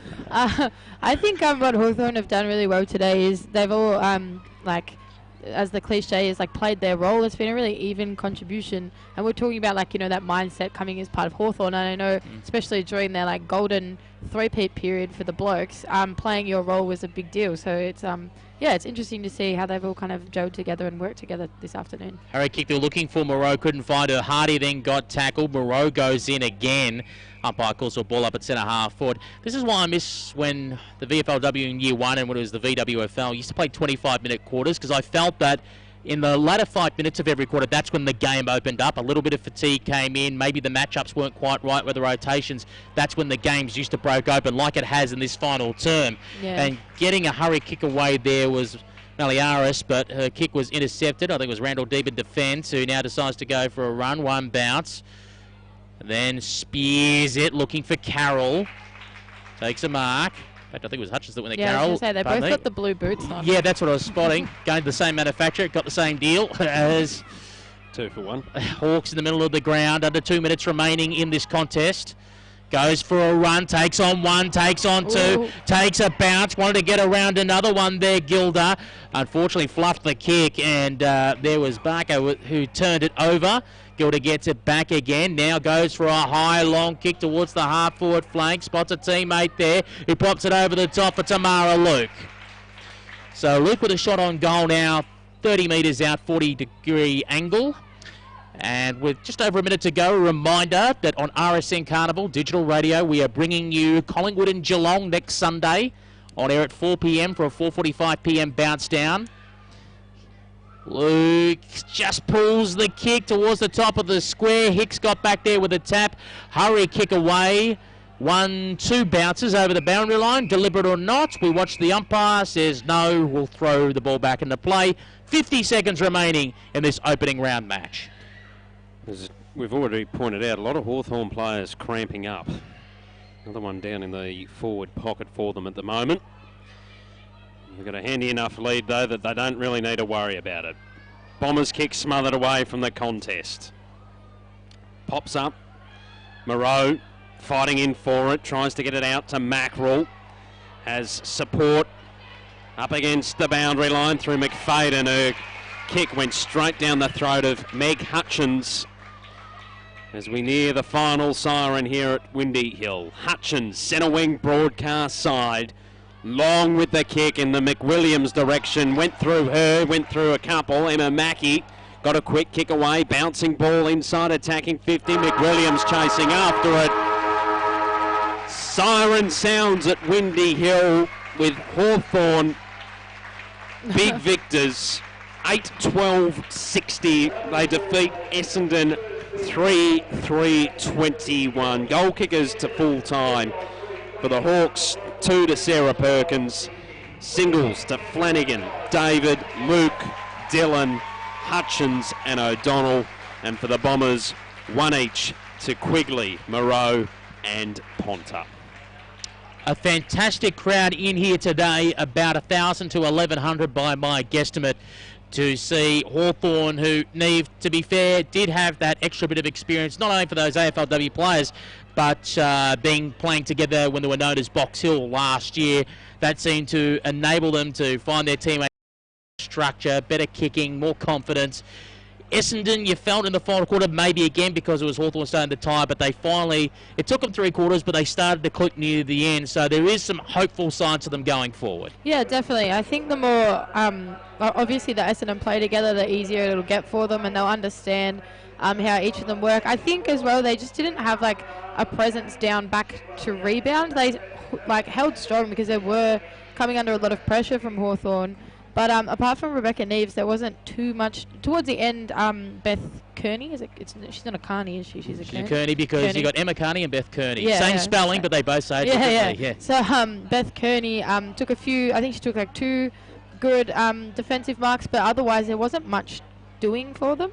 I think they would benefit. And then when the problem was that they would need somebody like Neves up forward to create a contest and give them someone to kick to. I think we're talking a bit about how Tanya Hetherington would probably be a good chance to come back and so she can play that kind of down back leadership role and hopefully direct some of the play for them as well, because they just looked that little bit hesitant sometimes, and that little bit slow moving forward, which gave the Hawks a good chance to just come in and lock them down. Since we have direct access down to the Boxall rooms, I might get Coxie to try and turn that on and just run on down to the rooms and see if he can just grab the song, and that will do. We'll be wrapping up at 4 o'clock on air. No more Rebel Sport vouchers until they give me Rebel Sport vouchers.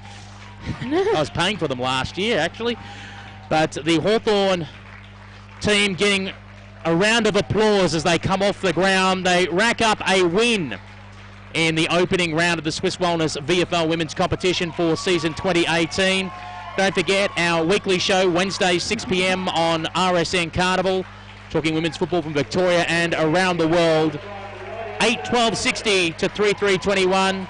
Our radio game next Sunday, 4:45 p.m. The bounce down on air at 4 o'clock as we bring you Collingwood and Geelong at Olympic Park Oval. Sunday twilight footy.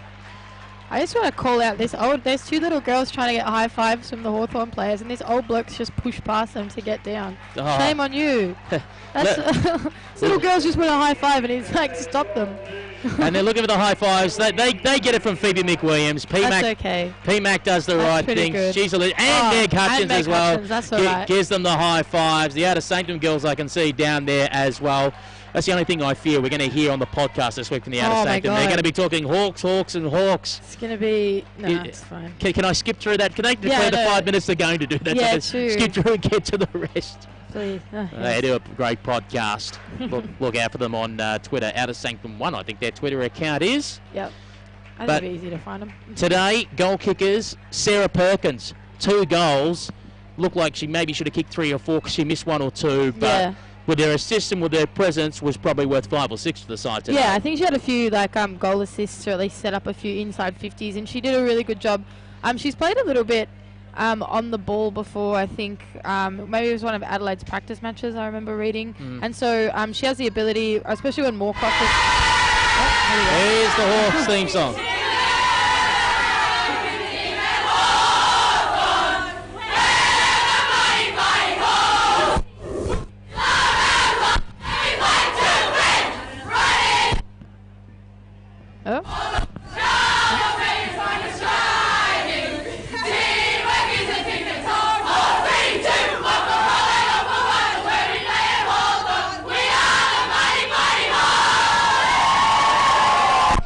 You heard the Hawks theme song in the rooms. Hawthorn today victors 8-12-60 to Essendon 3-3-21. Let's just go through those goal scorers again. Yep.